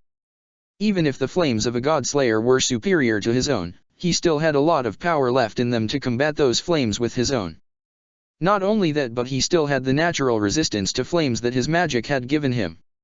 While it didn't work as it normally would against Zhang Crow's attacks, it certainly provided a higher level of resistance than most would get. The second reason was the girl he was holding tightly to him, away from the flames. She kept using her healing magic to restore the major wounds he gained, and he was surprised she was holding on as long as she was. She had not been able to heal many people originally, so, considering the amount of times she was using her magic on him, she had progressed in leaps and bounds with her magic. Are you okay, Wendy? He asked as the latest set of flames passed. Sorry, I couldn't dodge those ones. He tried to not show the pain he could feel from the burnt flesh on his back, but he knew Wendy was seeing through it somehow, the girl already reaching a hand round behind him and pressing it against his back. Almost instantly he felt the pain fading away. There wasn't time for Wendy to do more than dull the pain, however, as Natsu was forced to take evasive actions as Zhang Crow brought up a hand to his mouth and spat out fire through it, his fingers acting as separators to shape the attack into multiple fireballs. Dodging them while carrying Wendy was hard, but it wasn't impossible. And he simply couldn't afford to keep getting hit. Wendy could only keep it up for so long before she collapsed from exhaustion. He was surprised she wasn't feeling drained like he was. As the first fireball reached him, Natsu jumped out of the way, fire bursting from his feet the moment he was clear of the first one to push him back the other way, just in time to slip through the gap created by the first fireball leaving and the second fireball reaching him. The flames only worked for that short burst, however, the flames seemed to falter and vanish after a few seconds. He simply wasn't able to keep them going long enough with his magic being drained. Luckily Wendy was able to provide help to clear the last fireball, the girl pushing at the air and releasing a small burst of wind from her hand to push them that finally bit. The instant Natsu's foot hit the floor, Zhang Crow's fist slammed into his face, the dark mage having hidden behind the last fireball to get in close. Natsu fell backwards through the air before he pulled Wendy closer to him, just in time to make sure she was okay as he slammed against the ground. He let out a gasp of pain as his back scraped across the ground, tearing some of the burnt flesh on his back. Natsu. Wendy tried to reach around Natsu only for a strong pair of hands to grab her from behind and bring her up to his eye level. "Hey brat," said Zhang Crow in annoyance. "How the hell do you still have magic?" Wendy looked at him in confusion, causing Zhang Crow to snarl and kick Natsu. "This idiot over here is losing his magic because of Azuma. So why the hell aren't you losing yours?" Wendy opened her mouth to respond but found she couldn't. She had no answer for why she wasn't being affected. She had felt a pull on her magic around the same time Natsu did, but, instead of draining her magic, it had retreated after taking only a drop of her own. I don't know," she stuttered out. It wasn't a complete lie as she didn't know the truth behind what was happening. She had her suspicions, sure, but they weren't definitely correct. Zhang Crow seemed annoyed at her answer and instantly showed it by throwing Wendy away from them, Wendy's body crashing against a tree before falling to the ground. Zhang Crow looked down at Natsu before giving him another kick, getting just groans of pain from Natsu as he tried to stand. "Looks like you've finally reached your limit," muttered Zhang Crow. "I was right. A dragon can never surpass a god."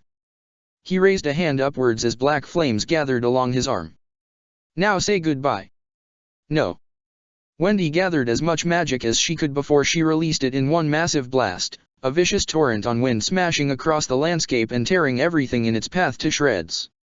Zhang Crow looked at the deadly breath attack she was using before rapidly jumping away, black flames bursting from his feet to escape the blast. He laughed as he watched the despair that was crossing Wendy's face, his escape leaving Natsu in the blast zone. "Natsu! Ha ha!" screamed Zhang Crow as the attack smashed against Natsu. "How about that? The little dragon gets to be the one to kill the older one instead." "Natsu!" Wendy's hands tightened into fists. What had she done? She had tried to save Natsu. And now? Tears were already falling from her eyes as she collapsed to her knees. "I killed Natsu. Not a chance." Natsu shouted out from within the wind surrounding him, and Wendy could see Natsu struggling to fight off the remaining traces of her attack. "I won't let Wendy's attack kill me. I won't let her think she killed a comrade for a second longer." The wind slowly started to die down, but it wasn't what they expected. Instead of fading away, it was drawn upwards towards Natsu, the dragon slayer slowly sucking it all in. "Natsu, no!" cried out Wendy. "You can't eat it. You're not a sky dragon slayer." "Sky? Fire? Who cares about stuff like that? I'm still a dragon slayer. I'll force the same principle to apply, just like I did with Etherian. I'll devour the sky itself to win this fight." The last drops of wind flowed into Natsu's mouth before he gulped the last drop down. Natsu's fists tightened in pain for a brief moment as he tried to get the energy under control, the draining effect causing too many problems. It was a stroke of luck that happened next as, when all seemed like it would have failed, like when he tried to once eat Laxus's lightning, the great Tenro tree fell, separated from the base of the trunk as it crashed against the side of the island. With the tree down, the power that had been disrupted returned to normal, the power Natsu had eaten settling properly. It was calm for but a brief moment. Then the whole landscape around Natsu erupted into massive bursts of flames, towering upwards. Natsu slammed his fists together before he took a step forward towards Zhang Crow, the dark mage actually shaking from the sight of the massive amounts of flames being released.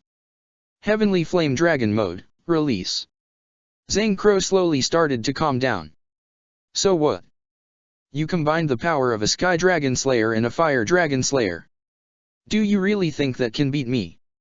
"Let's find out," said Natsu confidently. "All I know is I can't win against you alone. My flames aren't enough." But why were dragons capable of existing if a god was capable of killing them?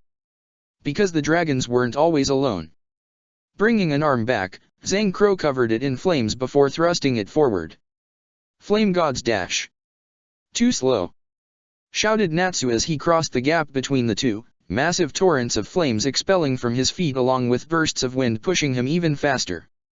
Zhang Crow's eyes widened in shock before a flame-covered fist slammed into his chest, sending him flying back and ripping part of the ground in process.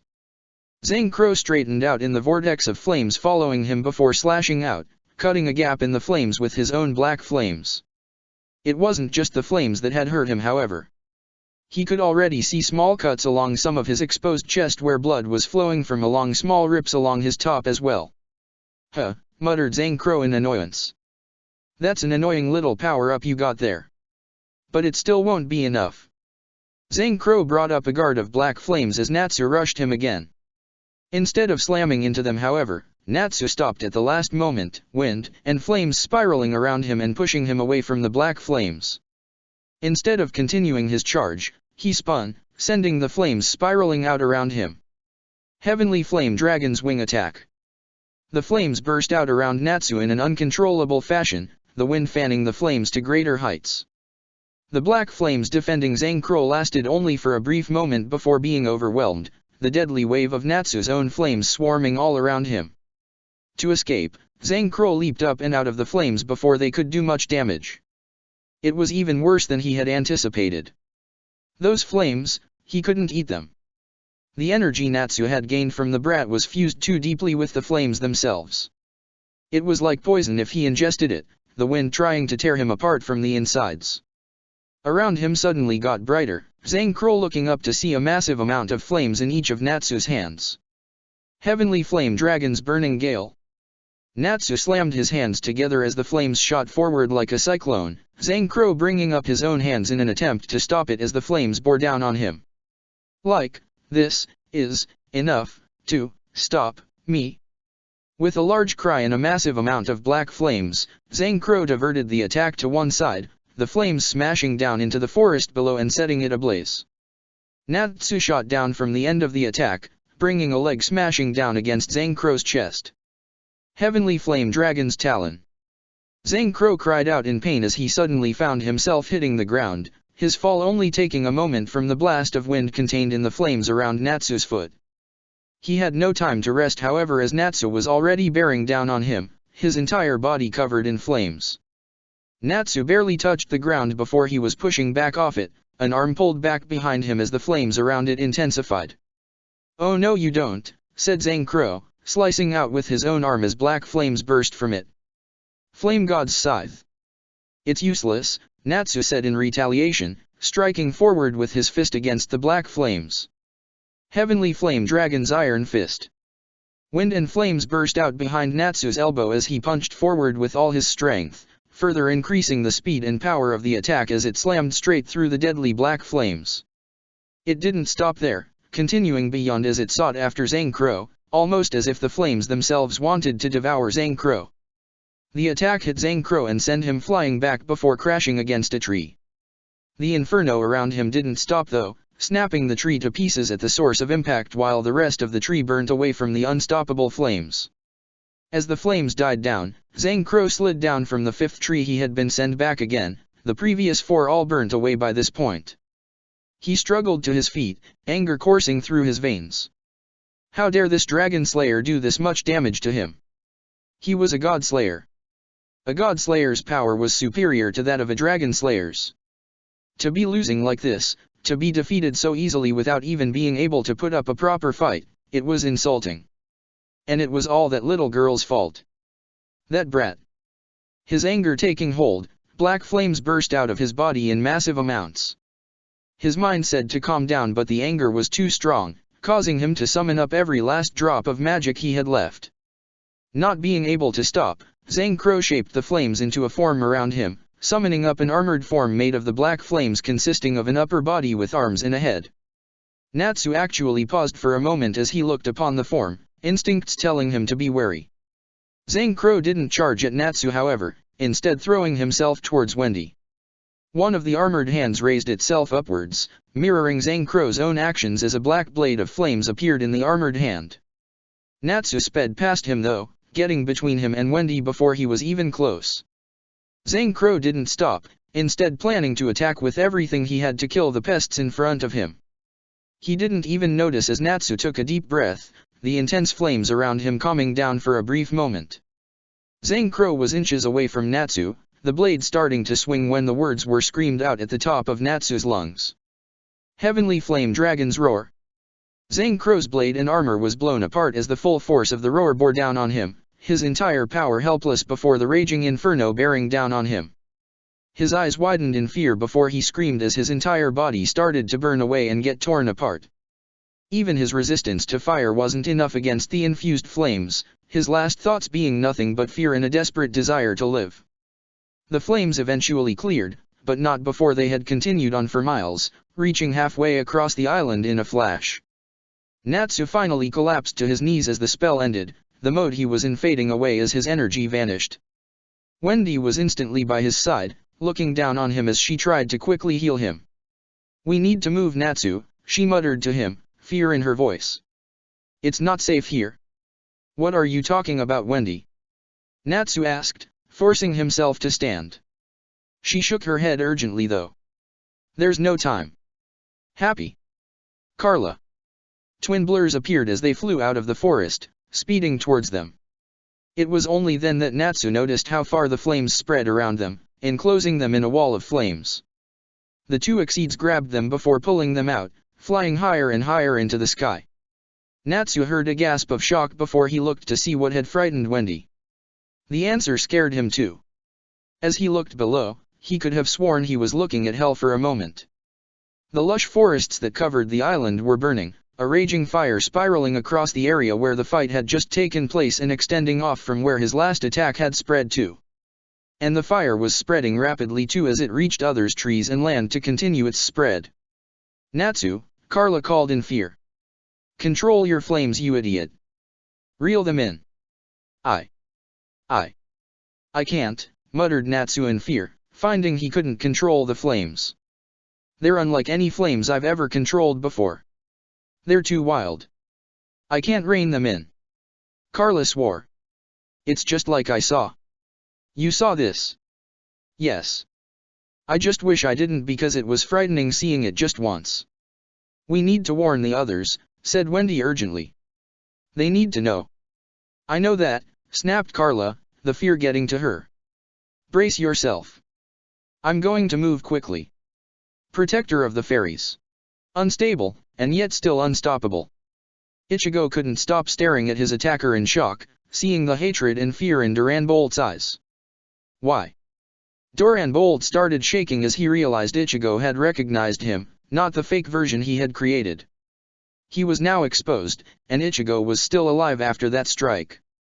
He had waited and waited for the perfect timing, purposely hiding inside the arena close enough to move quickly and strike. He must have been too close originally as he had felt his magic being drained for some strange reason, but he still had plenty left in the end. He had finally gotten a perfect opportunity anyway, Ichigo collapsing in pain from some unknown cause, and he had taken it with both hands. And then he had messed up. The blade had been meant to pierce Ichigo's heart and had instead likely punctured a lung or something. A deadly wound, but not enough to end it all right there. "Just die, you monster." He tightened his grip on the dagger with both hands before he tried to pull the blade sideways towards Ichigo's heart. Before he could finish, Ichigo's right arm came swinging down, Duran Bolt being forced to abandon the blade and teleport away before he was sliced apart. Shock slowly formed on Ichigo's face, mixed with traces of fear as he stared down at his right arm, noticing the strings of magic wrapped around the limb. "I didn't do that," he muttered in terror. "I didn't move my arm. Why did I move?" In his fear, Ichigo missed it when Duran Bolt teleported straight back towards him, gripping the hilt of his dagger before pulling it out. He was just in time to teleport away again before Tensa Zanjutsu sliced through where he had just been standing. Appearing behind Ichigo with the dagger raised up above his head, he tried to stab down at Ichigo with it from his blind spot. He didn't expect Ichigo to swerve round using his left leg to dodge before the right arm came up again in an attempt to bisect him. "I'm not doing this," Ichigo muttered, his left arm and right leg held loosely at his sides. "I'm not moving. Why am I moving?" The strings that wrapped around Ichigo's limbs seemed to multiple in the air, wrapping around Ichigo's other limbs in an attempt to keep Ichigo moving freely. To those watching as Ichigo was suddenly forced to charge forward, it was like watching a puppet on strings. The movements though, while deadly, were only prolonging the fight. Duran Bolt's magic allowed him to get past Ichigo's guard. The speed Ichigo used so much greatly diminished from the amount of magic he had left. Azuma watched from the ground, noticing himself how there was no sudden bursts of energy being pulled up without the great Tenro tree's drain power being used. It was no wonder to him why this man had chosen this opportunity to strike over any other. Just die! Duran Bolt screamed, breaking past Ichigo's guard as he tricked the body into swinging away from him. Already he could see the arm trying to pull back towards him, moving at unnatural speeds for what was happening right now, but it was too late. With a heavy thrust he plunged the dagger straight into Ichigo's chest, hitting, or skimming at the very least, Ichigo's heart. He retreated instantly before the blade could reach him, leaving his dagger embedded in Ichigo's chest. He saw Ichigo clutching at his chest as the strings around his body broke apart, his right arm going limp by his side as the sword clattered to the floor. His left leg collapsed underneath him and he was barely able to stay up on one knee, his left hand shakily trying to grab the dagger. "It's over," Duran Bolt muttered, happiness and pride filling his voice. I did it! I did it! Move away from him, you fool!" screamed Azuma, seeing something Duran Bolt had missed in his excitement. The man was barely able to teleport away in time before the ground broke apart around Ichigo, a pillar of energy blasting up around him and shattering through the top of the canopy above his position that had been their enclosed battlefield. Protector of the Fairies. Zanjitsu felt the connection he had been maintaining on the surface shattered. "No," he muttered in despair. It was too soon. He had to make them last longer. If he didn't, then Ichigo would die. He refused to let that happen. He just had to give Ichigo more of his power and it was pointless. He could stop the bleeding, he could move the limbs, but he couldn't heal the damaged tissue of Ichigo's lung and heart. If nothing was done, Ichigo was going to die. He was already running out of time, and that was saying a lot considering how time could move slower in the world he was in.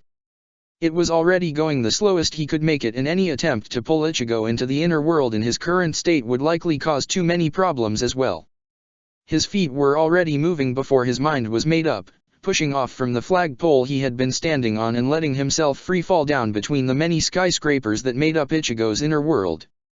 He continued falling till he finally reached an end to the massive constructs, entering a void-like space where only one thing could be seen.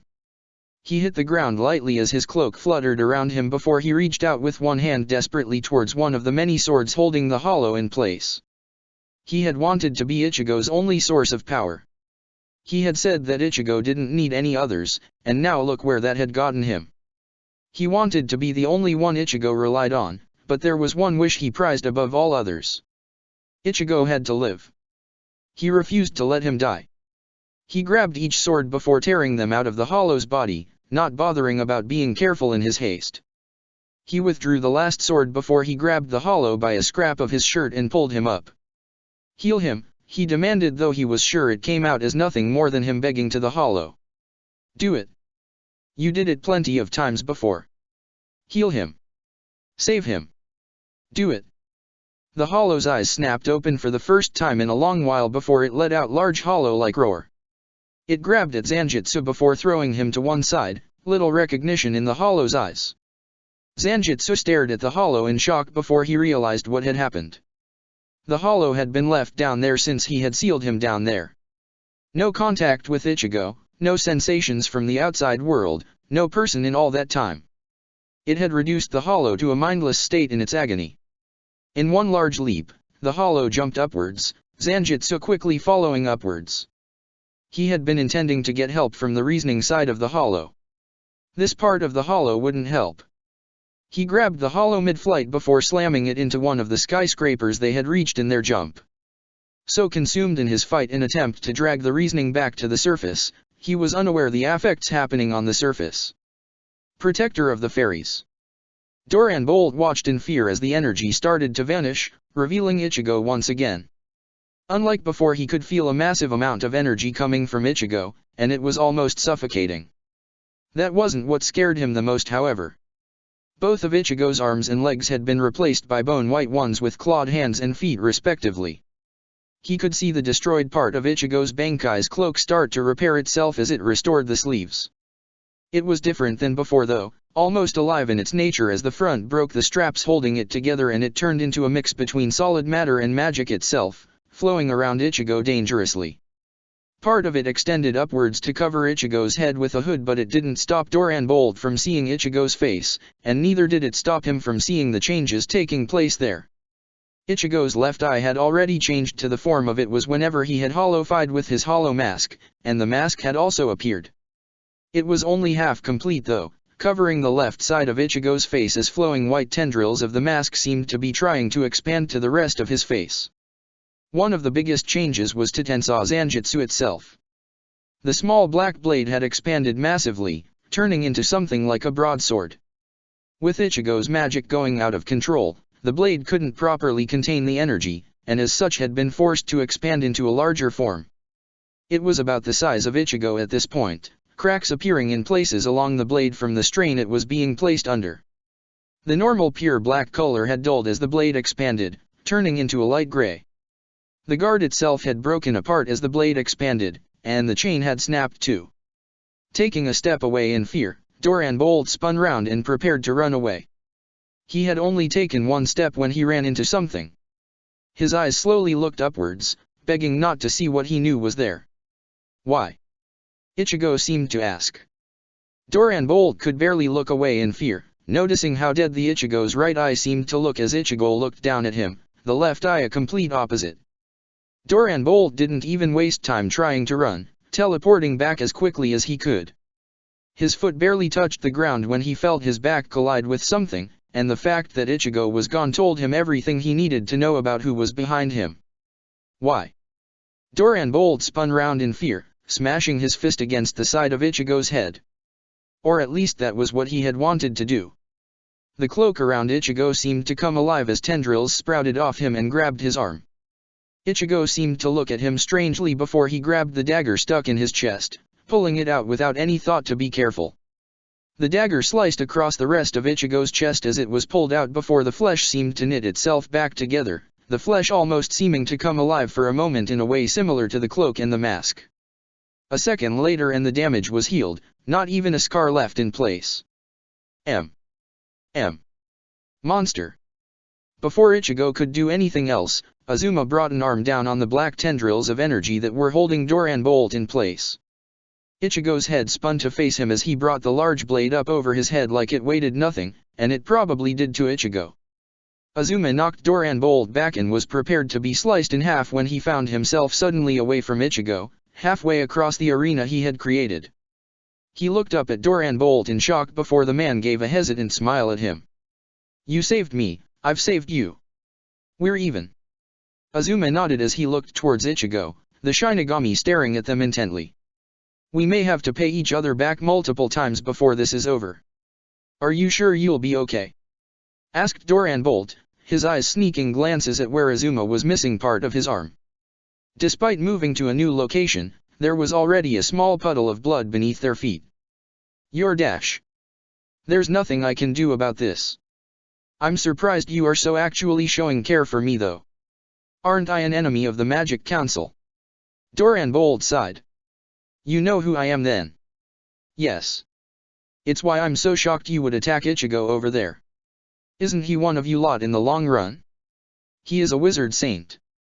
"They must have been mad when they gave him that title," Doran Bolt muttered, his voice taking a slightly crazier tone as he spoke. "He's a monster, and yet they trust him so easily? They didn't see what he was like back then." "I did." "I see. I won't press you for details. I suppose this is one of those times where enemies must team up to face a greater threat. What was the saying? The enemy of my enemy is my friend." "Exactly. Very well then." Azuma took a step forward. "I really didn't want to do this, but I really have no choice in the matter. To be honest, I had planned to save this spell for facing a hollowified version of him. It seems I got something much worse. Worse. Trust me on this is infinitely more terrifying, despite how it may appear." Doran Bolt nodded. "Fine then, but what do you plan to do? If I'm going to face a monster, then the only way to win will be to make myself a force of nature." Magic burst out around Azuma before a large root shot out of the ground and sliced its way through Azuma's body. Duran Bolt's eyes widened in fear as he brought a hand to cover his mouth, trying not to throw up. Instead of dying, however, Azuma turned half of his head round. "Do not worry. I am fine."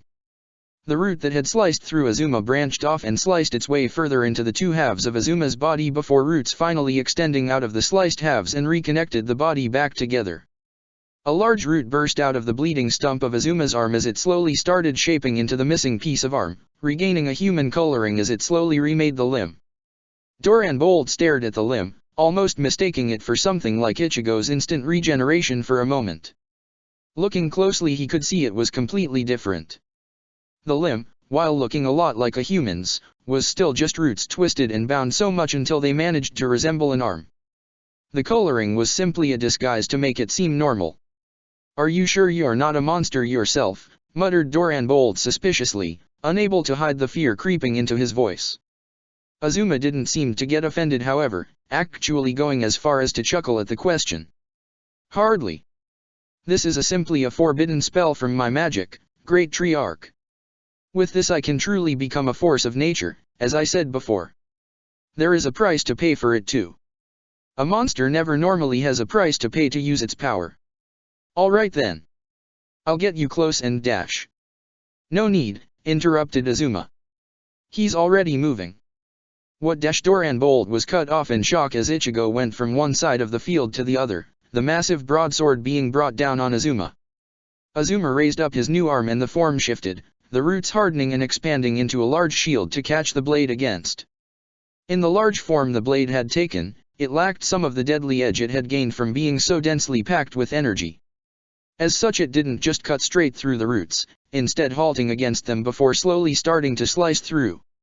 In the time that was taking, however, Azuma punched forward with his other hand, his flesh seeming to morph into roots before they split off into 5 pieces, each root attempting to slice into Ichigo's chest. Before they could reach, however, the cloak around Ichigo seemed to extend around him, blocking the attacks against it. The cloak swiped back to its original position before it extended out to the side. Azuma only had seconds to move before what looked like black arrows flew out of the cloak's surface. Duran Bolt was there to make it easy for him, however, grabbing Azuma as the man released the sections of his shield that connected him to Ichigo before the two vanished. They reappeared in the air where Duran Bolt separated himself from Azuma and teleported away, landing on one of the large branches nearby.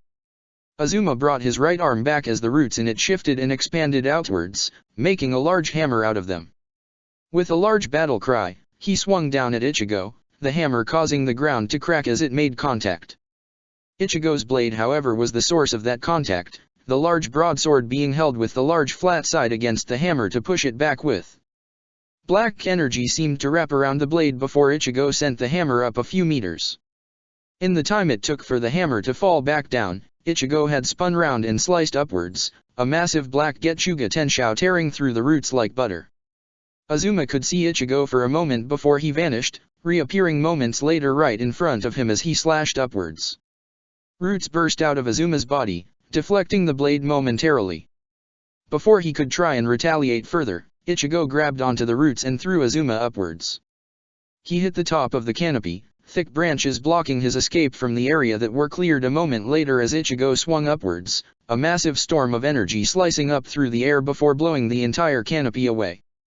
Azuma fell for a moment before Ichigo was at him, throwing him higher into the sky. Azuma's eyes wandered for a moment, in which they quickly widened as he saw the state of the island they were on. An uncontrollable fire was raging across the island, seemingly unstoppable in its path. Just what else exactly was happening? He had no time to think anything else as he saw Ichigo accelerating towards him. He braced for impact only to find it to appear from behind him, a clawed foot slamming into his back and tearing off flesh as it sent him flying back down to the ground. He wasn't even able to stop Ichigo as he tried to look back, and he had only fallen halfway out of the sky when a massive broadsword sliced into his chest from his blind spot. He glanced back forward only to find Ichigo, the cloak expanding out around Ichigo and grabbing him in place as the sword suddenly sliced him in half. Instead of dying, Azuma was completely conscious, simply playing possum for a moment in order to allow Ichigo to release his body parts. As they fell, roots burst out from the bisected areas and drew his body back together, allowing him to get what he hoped was a surprise attack on Ichigo. As his arm stabbed forward and shifted into a deadly root, Ichigo's blade came back round out of nowhere, blocking the spike with the side of the blade. It cracked at the center of impact, but it wasn't enough to break the blade. Still, Azuma took any chance he could get. The spiked root suddenly sent roots branching off around it, tightening around the blade before he used all his strength to wrench it from Ichigo's hands. The moment it was loose, Doran Bolt appeared and grabbed the blade, teleporting away with the blade as far as he could. It didn't seem to stop Ichigo attacking Azuma though, both hands now grabbing onto Azuma's head before red light seemed to gather in the palms. Twin Zeros detonated and blew Azuma's head to pieces, revealing a network of roots remaining as Ichigo removed his hands. Azuma's body fell to the ground as the head quickly regenerated, Azuma leaping to his feet as he recovered. He let Ichigo's clawed hand stab into his chest, knowing he needed Ichigo to be still to even get an attack off. Ichigo's hand tried to close around his heart only to find there was none. Only roots at this point. Azuma grabbed hold of Ichigo's arm before his arm separated into large roots and tightened around the limb. He heard a reassuring crack before he stabbed forward with his other hand, the arm separating into multiple roots that tried to attack Ichigo from all sides. The cloak around Ichigo acted on its own, moving round on all sides to defend Ichigo. There were areas exposed however, in particular where the arm Ichigo had stabbed out with. The cloak couldn't close off the area with the arm trapped outside and Azuma took advantage of it, slipping roots through the small gaps before letting them stab out wildly inside. The roots he had stabbed slowly glowed before they detonated, smoke bursting out through the gaps in the cloak. Azuma had essentially turned the living defense into a bomb container. Azuma retreated back as he separated from the destroyed roots, letting go of Ichigo's broken arm. The arm fell back down to Ichigo's side, lying there limply as the cloak slowly retreated back to its standard form. As the last of the smoke vanished, Azuma saw the burnt flesh, some areas even having no flesh and showing bone. Stab wounds littered Ichigo's chest and he was sure the roots stabbing into Ichigo had done some damage before they had exploded, especially if they exploded while embedded in Ichigo's chest. Before his eyes however, Ichigo healed. The flesh regrew, knitted together, it all completely regenerated. Even the arm, the one he just broke, had the bones in it repair, whether it was simply healing or a complete internal regrowing he would never know. "He's unstoppable," muttered Doran Bolt as he reappeared at Azuma's side, just in time to see the regeneration in action. "How the hell can we win against that? We find a way to get past his guard and do enough damage that he can't regenerate from," explained Azuma simply. "I can take the hits but I don't know how much longer I have left. I'm surprised you're still alive by this point. I won't be for much longer. I can stand up to him because I'm given up my human body. I'm nothing more than a consciousness controlling roots at the moment, and that consciousness is fading by the second. I can only last for a little bit longer, and then I'll be gone." "Why the hell did you even learn that spell if it would kill you?" Doran Bolt asked in disbelief. "You'd willingly learn a spell that would take your life." "I only want to experience fights that make my blood come alive," Azuma said softly. "That is my reason for continuing down the path I have walked. Whether my blood boils in excitement, or it shivers in fear, either works for me because it means I have found a worthy opponent. And anyone who can force me to use this is certainly strong enough to satisfy this last wish of mine. Now be careful. He's doing something." Doran Bolt turned his full attention towards Ichigo, watching as the Shinigami brought his hands out to his sides as crimson energy slowly was drawn out of the air. That energy was drawn into two orbs of energy, one in each hand, and each one gave off a dangerous feeling. "Be careful," warned Azuma. "He blew my head off with a weaker version of that. This here is the real thing." Ichigo took a few steps forward before vanishing, Azuma spinning round to behind them while Doran Bolt watched in front of them, just in case it wasn't an attack from behind. As Ichigo appeared in front of Azuma, Azuma shouted out, Doran Bolt teleporting them away before Ichigo could do anything.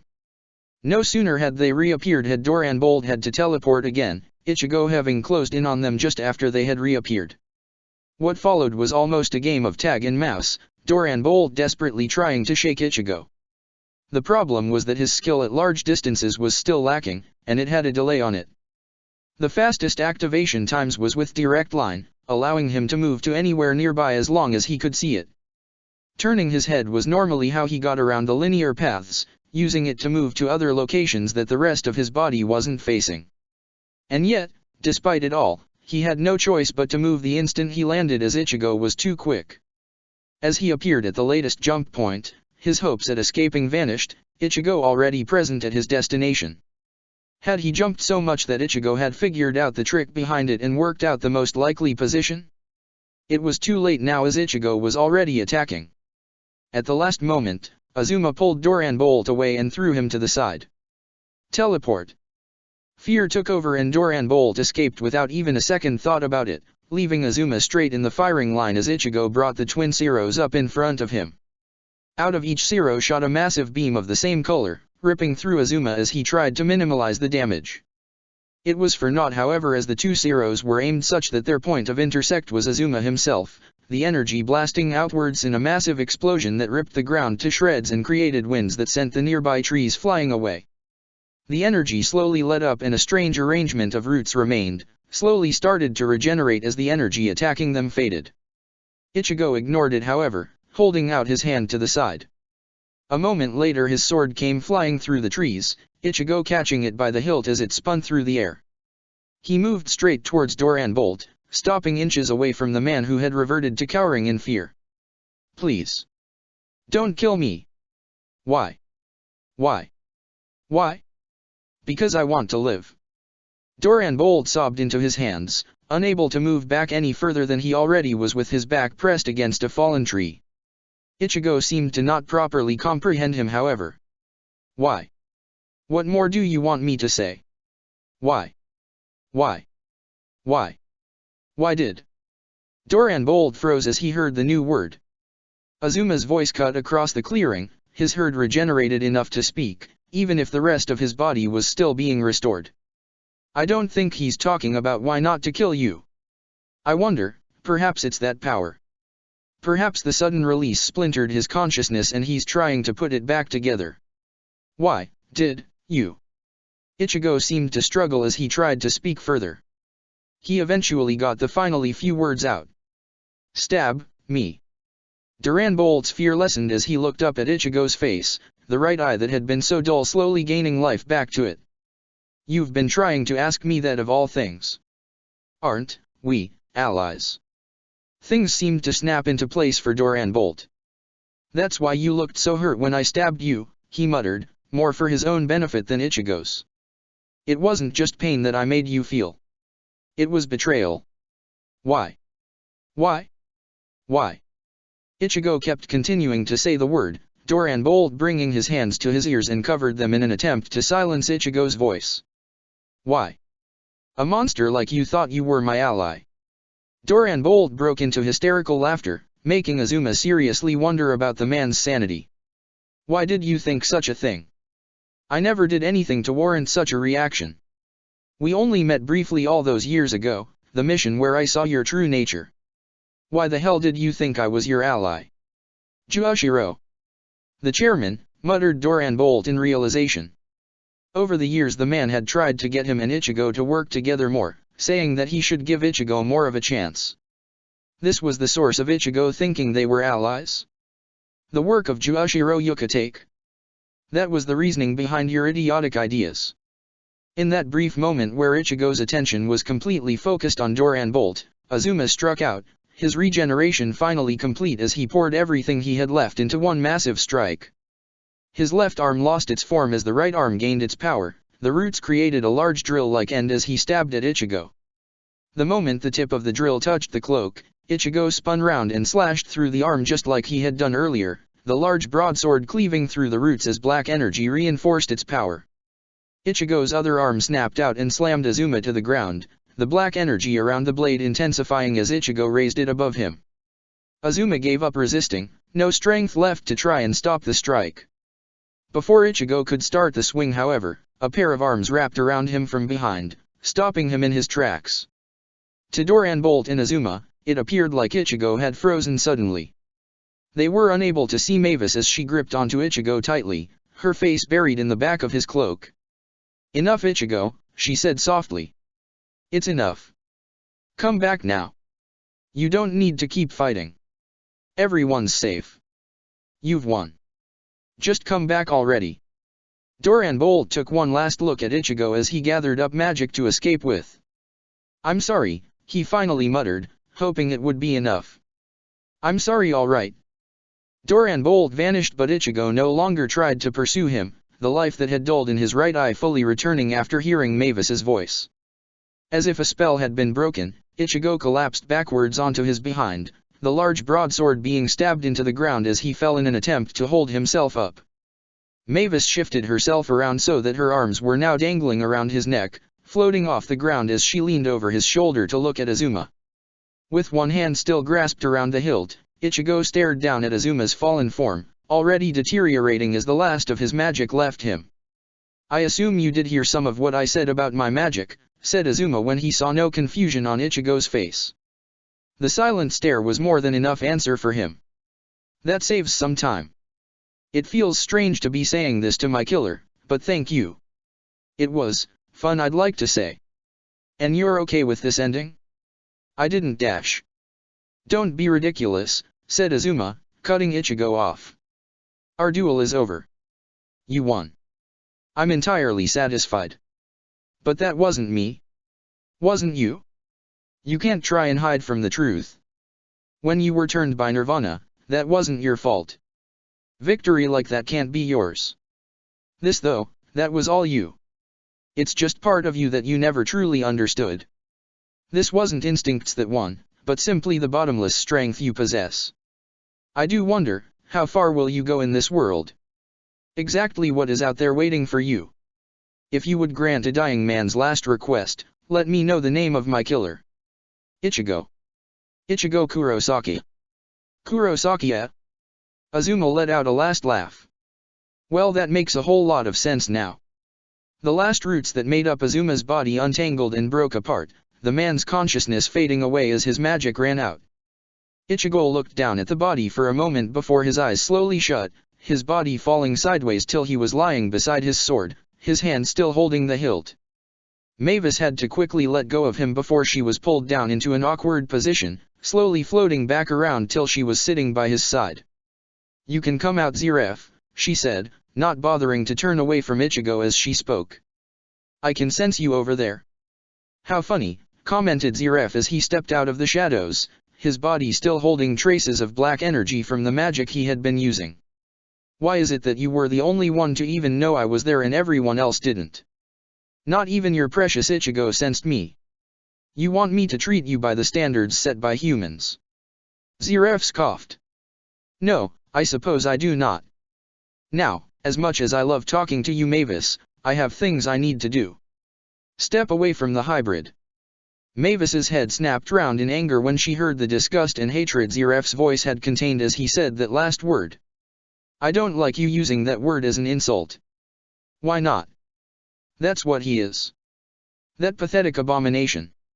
You call him an abomination, said Mavis as she turned back to Ichigo, brushing a hand gently across his face as she looked down at him in adoration. I call him perfect.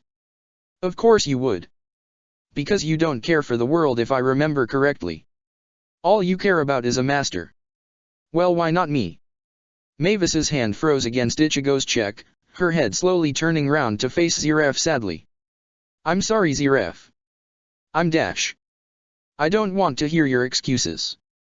Ziref shouted, a black wave of death spiraling off him and destroying all the life around him. I spent years by your side, hoping you would choose me.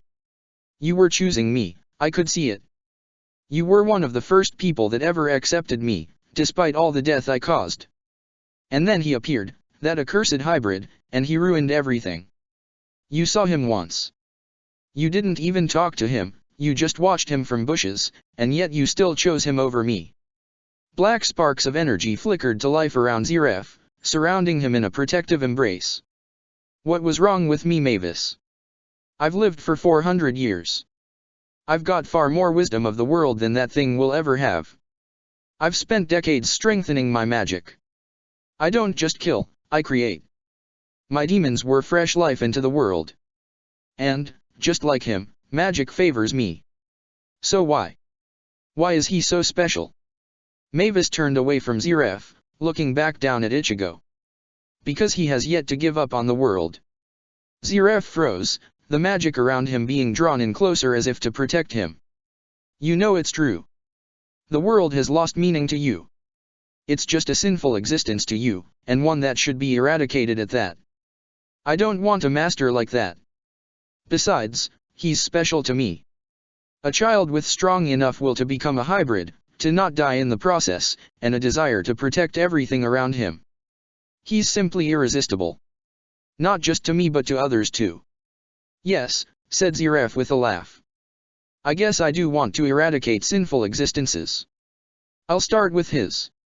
Ziref rushed at Ichigo, death magic wrapped around his hand as he reached out to touch the Shinigami. Before he could, a shield of golden light appeared around Ichigo, keeping Ziref away from it as his attack harmlessly bounced off the shield. He took one look at Mavis, saw the determined look on her face, and then lowered his hand, the magic fading away from it. So you've made your choice. I have. I'm surprised you even had power to create that shield, to be honest. Where the hell is it coming from? His eyes widened as he saw her form starting to flicker. I see. Yes. I suppose you were right all those years ago. Playing fairy drained far too much of my magic. Then containing Ichigo in the shield for so long drained those dwindled supplies to almost empty. I'm fueling this with that magic I kept to maintain my form. Ziref glanced at her one last time before turning away. If he doesn't accept you, this might be the last time we see each other for a long while. If he does accept you, then I give you this warning. I'll hold off on my grudge until you step off this island with him. The moment that happens, I won't hold back. The next time I see him, I will kill him. Mavis smirked as the last parts of her form began to fade. You can try. Stepping into the shadows once more, Ziref vanished, disappearing. Mavis gently stepped through the barrier like it wasn't even there before sitting down beside Ichigo again as she placed a hand against Ichigo's cheek. See you so, I hope. A speck of light flowed down her hand and came to rest where her palm was before slowly being absorbed into the skin. Mavis smiled before her form just vanished, the shield breaking apart as her form disappeared. Unknown to her in her diminished form, Ziref watched from the sidelines, having only moved a short distance. Then he properly left, not making a single move towards Ichigo in his weakened form. No one could ever say he didn't keep his word. But he doubted he would have to wait long. And there was no reason to say that someone else couldn't kill the hybrid while he was on the island. If a wandering menace appeared, then that was just bad luck. The old era was ending, just like so many before them. The new one might as well start off with a bang. Protector of the fairies. The genius who sees through time. Flying down from the sky, Urza slid across the ground as she hit it, grabbing Levi before taking back off. She wasn't a moment too soon as the area Levi had been lying in was suddenly consumed by the ever-growing flames.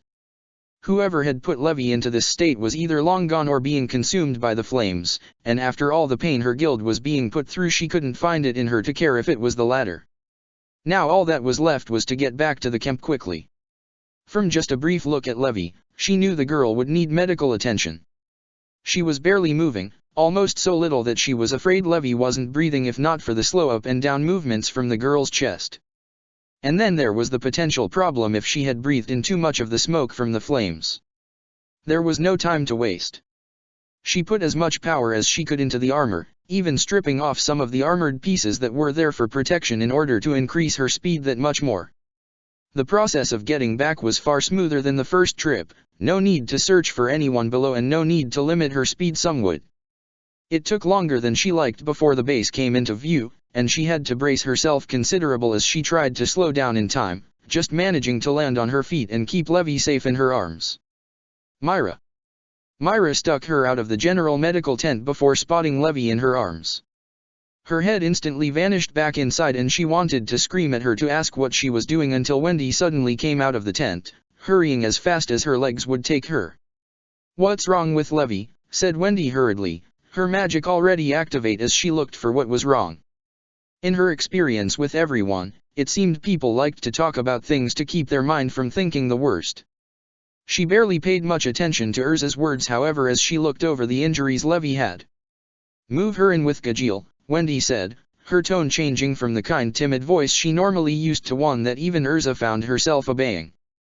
Carrying Levi in and placing her down on a nearby mat, Urza stepped away from the girl and let Wendy get to work. The Sky Dragon Slayer brought her hands up the girl's chest and laid them there, green energy flowing around her palms. "Is Gajeel okay?" Urza asked out of curiosity. The man looked a lot better to her than he had before, and the fact they were now letting other patients into the room with him meant he had recovered enough to not be a distraction, or this was simply the extent of the gap in medical skill between her and Wendy. "He's fine," said Wendy absently, most of her focus on Levi. "I fixed the major burns he had when I got here. Fixing burns isn't too much of a problem. You did a good job with keeping him stable, by the way." Urza found herself blushing at the praise, unused to hearing such things from someone so much younger and yet so much more skilled. Myra helped a lot too. "Still, it's a good job. I'm sorry I wasn't back sooner. I could have helped more." "No, don't worry about it," said Urza quickly. "There's no point dwelling on what-ifs. You're here now and I'm just happy you're safe. When did you get back?" 5 to 10 minutes before you did. If I'd known Levi was like this out there." Wendy almost paused with how ashamed she felt, only managing to continue because she needed to keep working. "We shouldn't have gone back without checking for her first. There's nothing you could do about it." "Did you get split up?" 2 members of Grimoire Heart appeared, and Natsu and I went after one of them. Levi fought the other. Urza watched as a trail of smoke exited Levi's mouth. "I'm just getting rid of any smoke she inhaled. This is our fault anyway." "Our fault?" Wendy nodded sadly. "Natsu was losing, and I tried to help him. The enemy moved, Natsu somehow managed to swallow my attack, and then he was different. He was stronger than before. Much stronger. His flames were losing the majority of the fight, but, after this happened, they were unstoppable. They still are unstoppable." Urza's eyes widened. "You mean Dash?" "Yes. Those flames running wild out there are Natsu's own. And he can't stop them.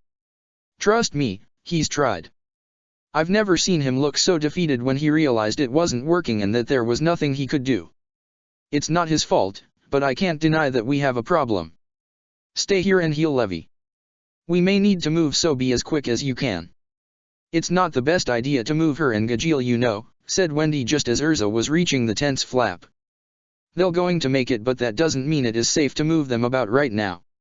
It's bad enough just bringing them here, but I wouldn't have been able to treat Levi out there in those conditions.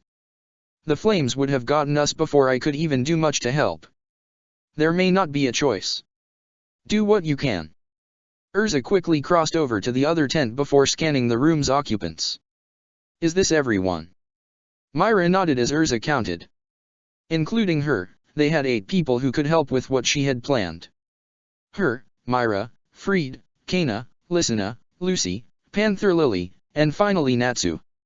The flames had ensured anyone out of the camp had returned as quickly as they could, it seemed. They had 9 people too if they took Mirti into account, and the look of fear on her face showed they could count her. "We need to make sure this camp stays safe," Urza forcefully said. "Fried, can you get some runes in place to protect us?"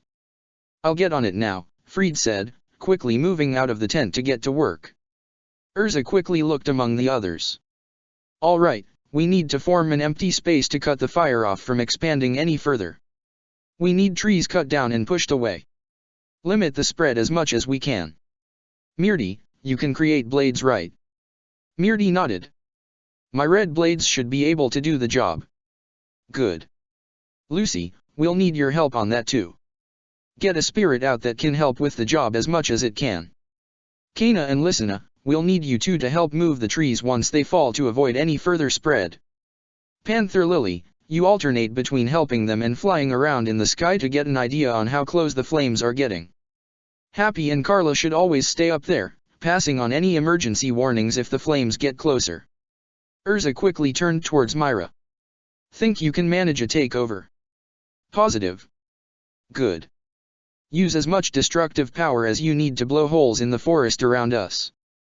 It'll clear the area a lot faster if you have the magic to spare to do that." Myra nodded confidently. "I can do it." "Brilliant. Now, Natsu. Urza made to speak but she stopped, noticing Natsu wasn't even listening. Natsu. She walked past the others to the edge of the tent where Natsu was sitting, almost as if he had isolated himself from everyone else. Only as she got closer did she notice Natsu was muttering stuff under his breath, quieter than a whisper. "It's my fault," Natsu muttered, his hands shaking as he looked at them. "My fault." "Natsu?" Urza asked softly. Natsu didn't seem to respond, instead seeming to be lost in his own world. So Urza did something she knew would snap him out of it. She slapped him. A slap from her though meant knocking Natsu a few meters to one side from the force. When he got up, Natsu glared at her angrily. "Hey, what the hell was dash?" He instantly shut up as he realized how angry he was getting, Urza seeing what the problem was as Natsu tried to take calming breaths. "Are you afraid, Natsu?" Natsu paused in his actions, looking at Urza in confusion. "Huh? I said are you afraid? Afraid of a few little flames?" Natsu shook his head a few times forceful before faking a smile. "Why the hell would I be afraid of fire? I'm not talking about if you're afraid of the fire. Are you afraid of losing control?" Natsu clenched his fists. "It's my fault. I caused this. I got overconfident in the power I gained, too focused on trying to beat that bastard, and look what happened. I can't stop this, Urza. Do you know what it's like, to be the reason everyone else is in danger?" "Why yes," said Urza coldly. "I do, remember." Natsu flinched as he remembered what had happened back at the Tower of Heaven. "But do you see anyone here blaming you?" "I don't. All I see is a scared coward, too frightened to even try and fix the problem he started." Natsu hissed at her angrily. "I'm no coward." "Then prove it. It's only a little fire. I'm sure you can handle it, unless being a son of Igneel is actually meaningless." Natsu didn't say anything. He instead just marched straight past Urza and out the tent, Urza letting out a sigh of relief as he left. "Are you sure that was wise?" asked Panther Lily. Part of why the flames went out of control was his anger. Natsu responds best to conflict. He needed that to snap out of the depression he was in, and he won't lose control.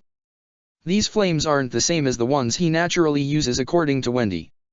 It was only because he was unfamiliar with them and so angry that he couldn't control them. Besides, we need his help more than anything. He won't be affected by the flames after all. Now let's move. Wait, came a voice from one of the mats just as the group made to leave. Gray slowly pushed himself off the mat and stretched out a hand. "Let me go too." Urza reached out towards Gray and pulled him up, ignoring the protests of the others in response. No matter what they said, Gray would be invaluable. He was their only ice mage, making him the only one with an affinity best suited to stopping the flames. They couldn't afford to refuse his help. Not in the situation they were in. Protector of the Fairies. Gildarts rested against the ground as he put his arms behind his head, passing the time by finding shapes in the stormy sky. There wasn't really much else for him to do at the moment, what with the raging ring of fire all around him. Under normal conditions he would have been worried, but Blue Note had done him a favor with his magic as they had fought. There wasn't anything close enough to catch fire in any direction around him, even the fire being just something in the distance to him from where he was resting. He wondered what had happened to Blue Note. Their fight had ended only a few moments after the magic drain had stopped. Before then it had been slowly tipping towards Blue Note, but it had slid the other way when it had stopped. The crash magic he could use getting a lucky hit on Blue Note's arm and pulverizing the bones. One arm didn't seem to even make the man lose his confidence, instead putting all his focus into an orb with immense gravitational pull. It had been almost challenging to shatter once he had gotten close, but it still failed. Maybe if Blue Note had still had his other arm, then he could have made it stronger. Then, with a strong uppercut reinforced with a large amount of crash magic, he had sent the Dark Mage flying into the sky. If the man's skull wasn't broken from his attack, then the fall would likely kill the mage. The man had really flown up very high, past the clouds, which was where he had lost sight of him. He wasn't even sure where the body might be to check it. With the fight over, however, it was boring. He couldn't move around with all those flames out there. He'd just as likely end up dead as he would find someone. Well, he could use some skilled usage of crash magic to clear a path, but it was much more work than he currently wanted to do, and he was sure the others would get the fire under control. He believed in them after all. What he really wanted to do was go up to the top of the island.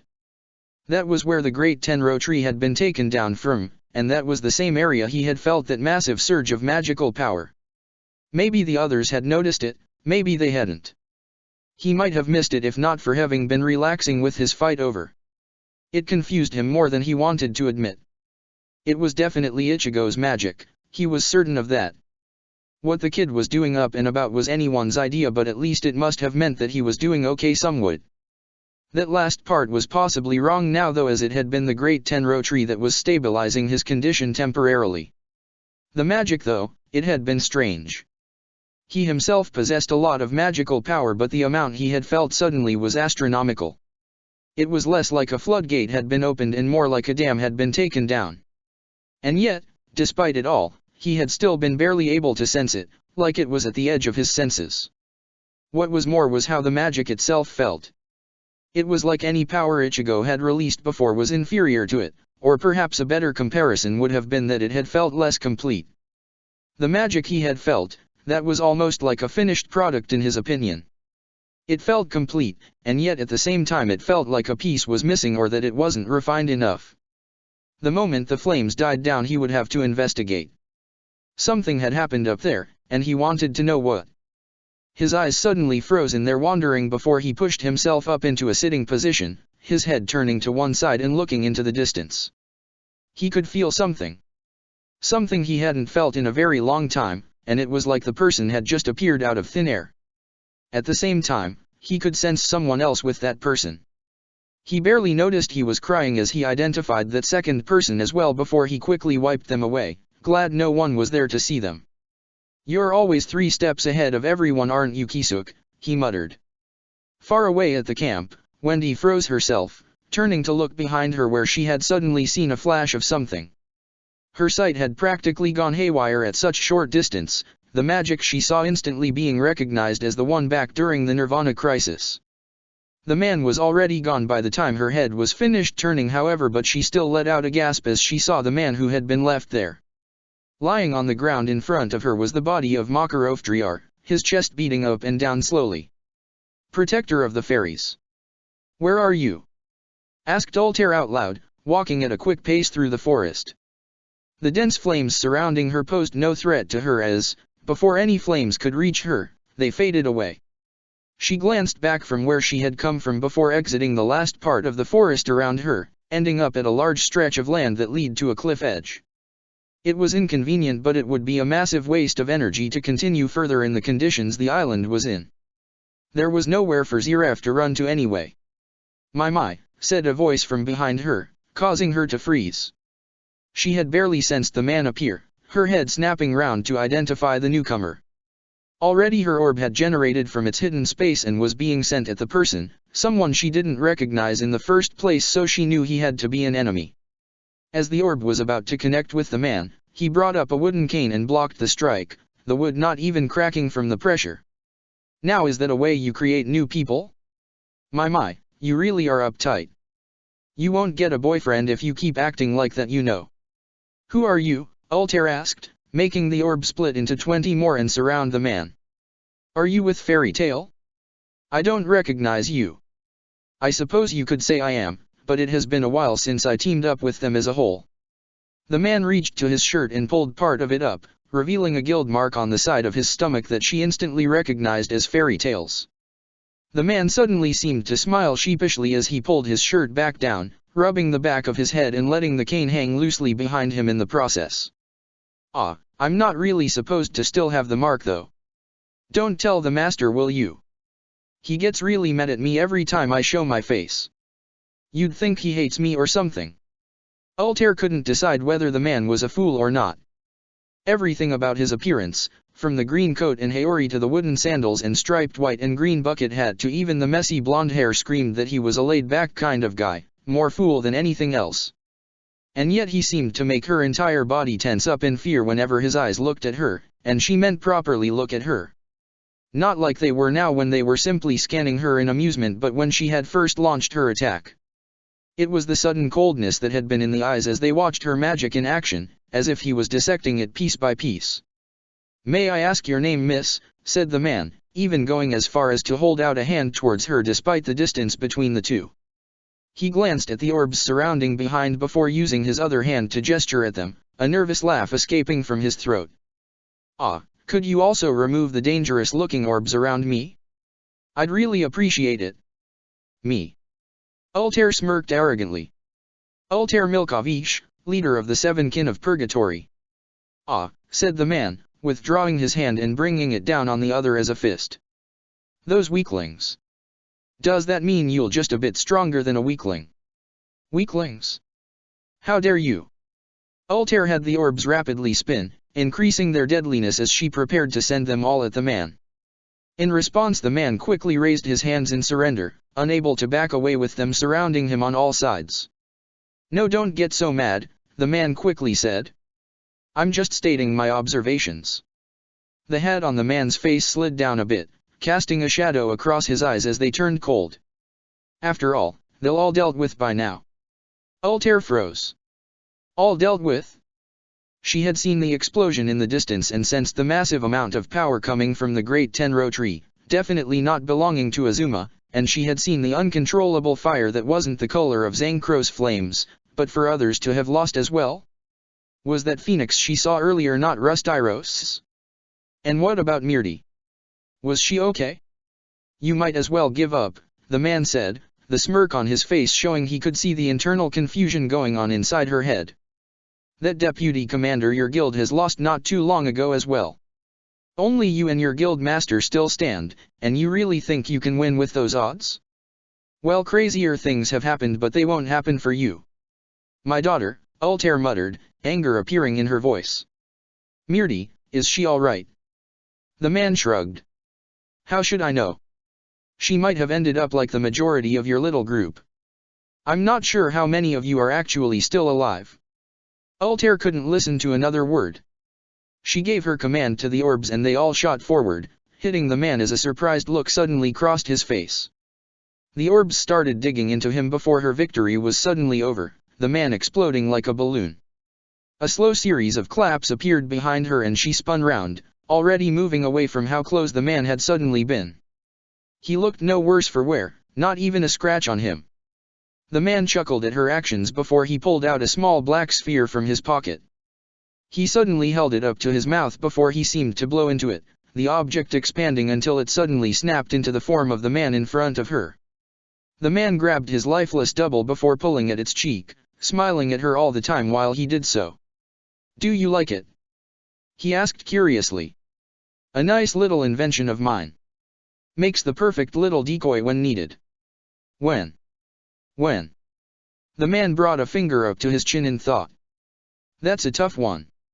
He smirked at her as he let the body he was holding deflate and get packed back away. "You shouldn't be asking when I switched. You should be asking yourself why didn't you even notice. Who are you?"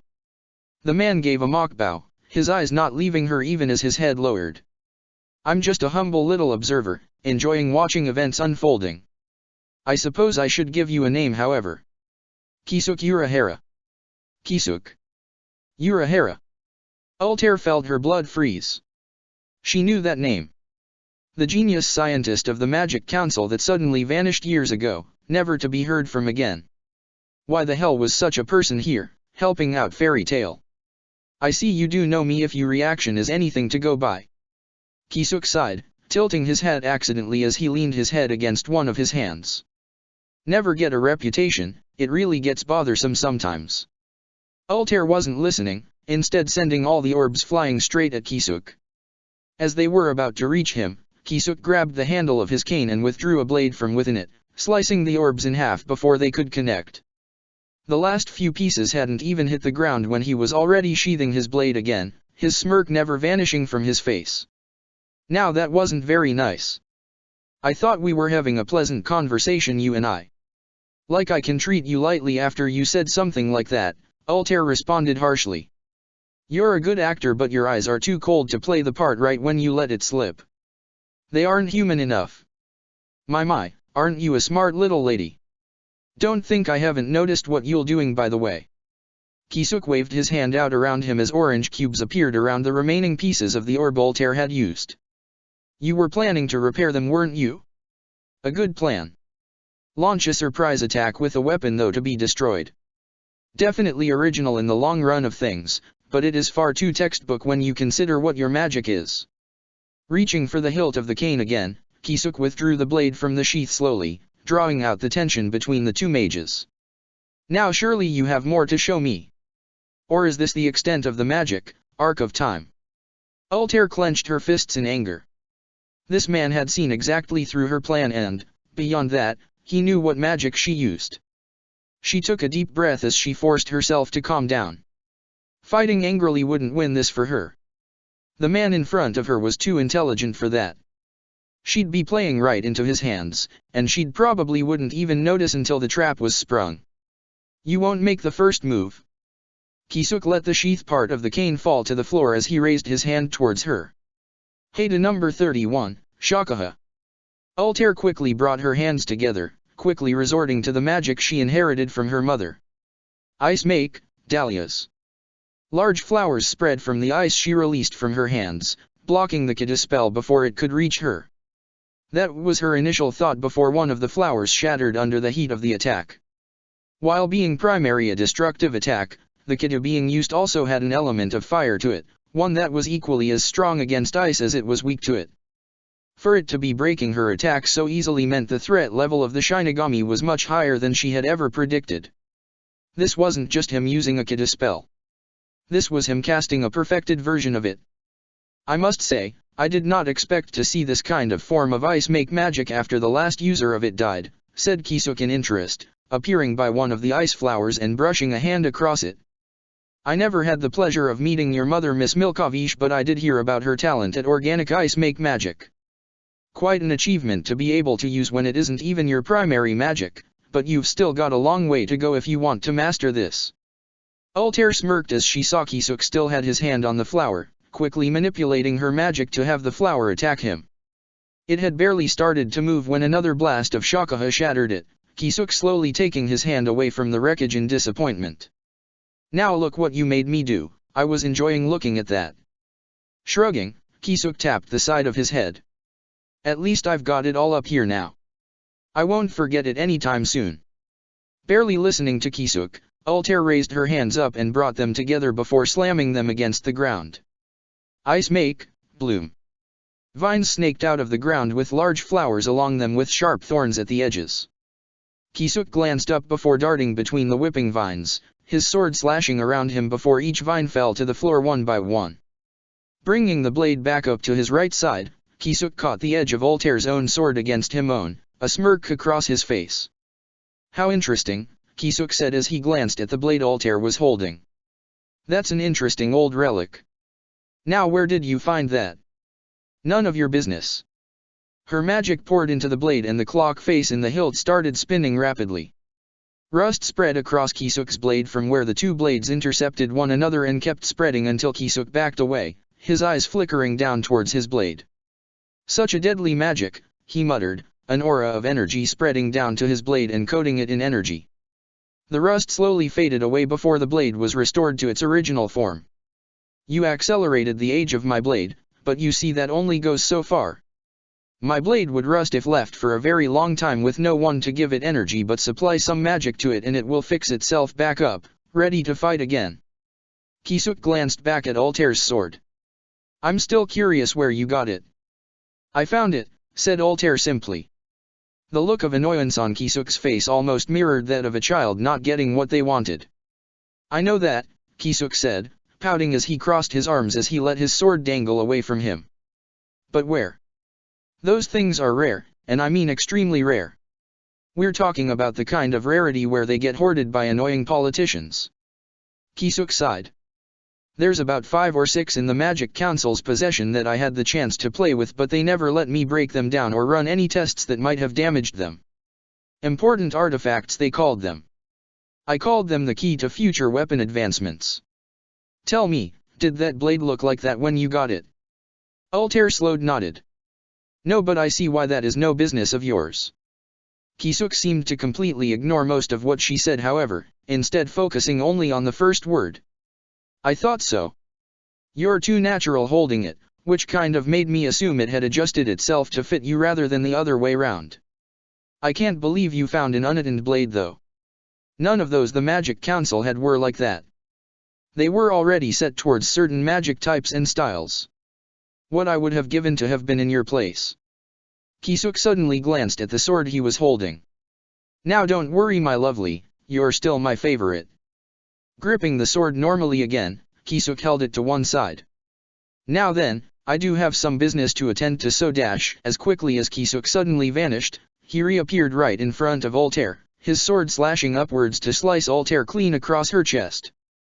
That had been the plan, only Altair had stepped back right at the last second, the attack instead missing her by millimeters. Kisuk's eyes actually showed a hint of shock, surprised she had actually been able to read his movements to such a degree before he lashed out with his elbow. Altair dodged to one side, but it was enough time for Kisuk to spin back round with his blade, the edge aimed straight at Altair's head.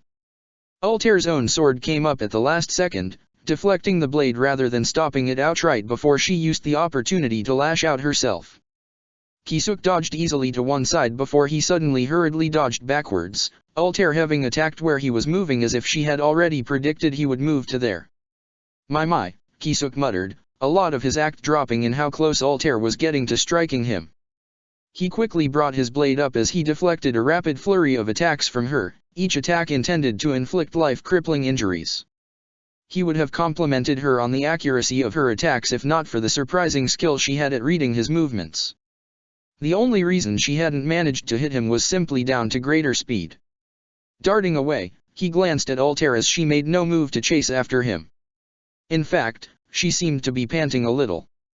Out of breath already. He called over, letting his magic heal up the damage inflicted to his Zanpakuto. Altair snarled at him but made no move to rush forward. The way she stood patiently there gave him the feeling she was waiting, and yet he didn't think it was because she wanted him to make the first move. It was more like she wanted the break herself. Glancing down at his blade suddenly, Kisuk frowned. Yeah, I know something's wrong. I'll work it out, so bear with it for a little bit longer. Bringing the blade up horizontally, yellow light grew across the blade. Hey to number 32, Okasan. He had expected Altair to slash at the attack. It wasn't beyond her capabilities to overcome the attack, that he was quite confident on, but he didn't expect her to duck under it. He had calculated a lot of different reactions and that had been the lowest of them all. Still, he could work with.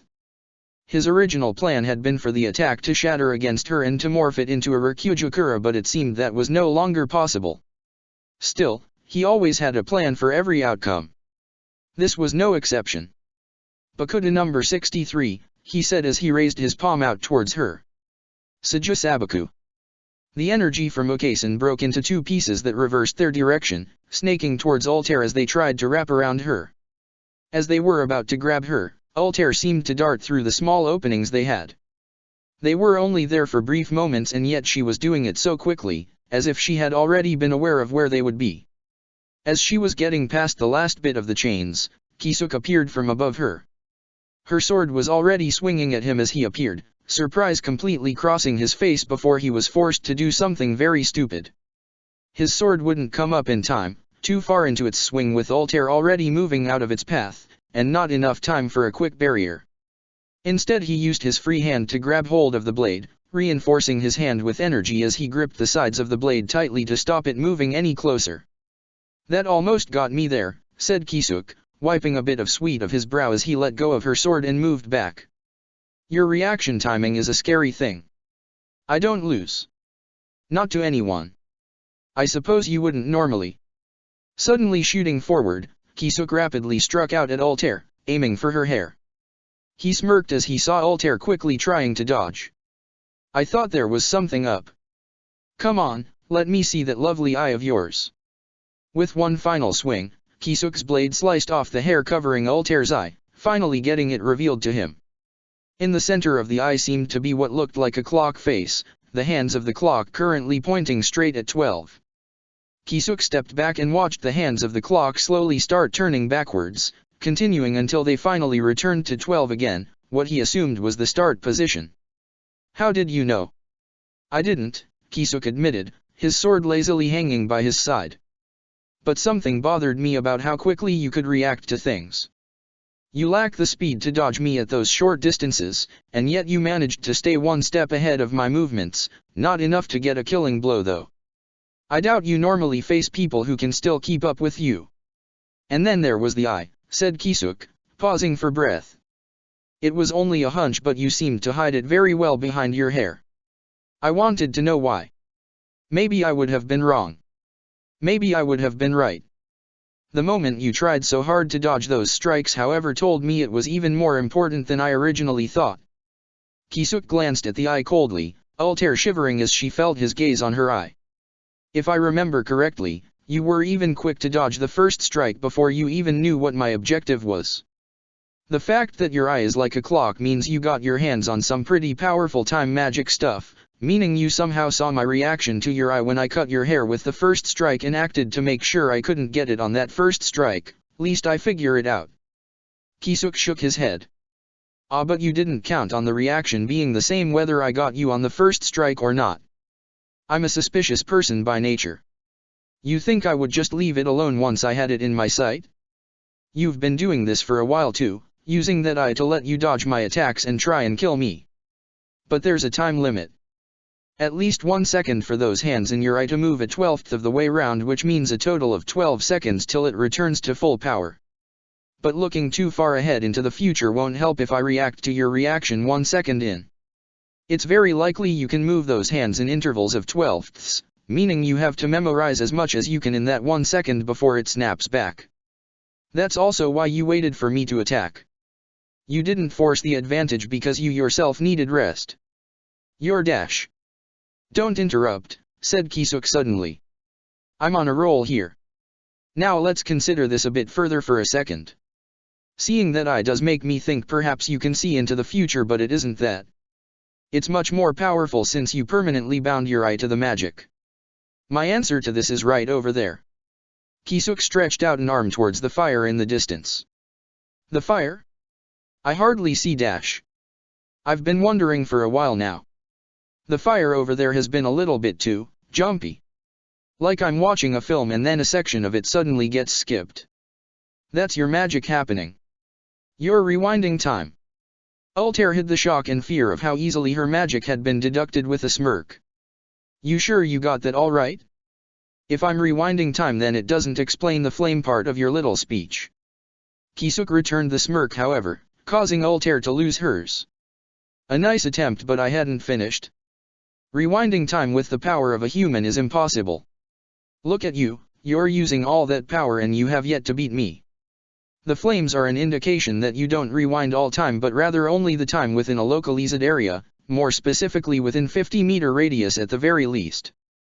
Those flames are about at the 150 mark, so there's a potential 100-meter range on top of that original amount. Kisuk's eyes seemed to sparkle with amusement as he watched Altair's changing reactions. Anything wrong? So what? Asked Altair, trying to fill her voice with confidence. So what if you know the secret behind it? It changes nothing. That's where you're wrong, Kisuk suddenly said, all traces of cheerfulness and joy gone from his voice. Get rid of that illusion already. Arc of time is a magic that allows the manipulation of time on non-living things. You suffer injuries and then rewind back, having the injuries healed. Those two are in contradiction with one another. I've done my research on plenty of different magic in my time, and the only spell allowing rewinding like this is Last Age. You know of Last Age? Oh yes. Last Age, the most powerful spell Arc of Time has that allows the user to rewind back time for the entire world. Not only that, the memories those people have get sent back to. The cost, however, is the user's own time. The younger they are, the further back they can rewind time.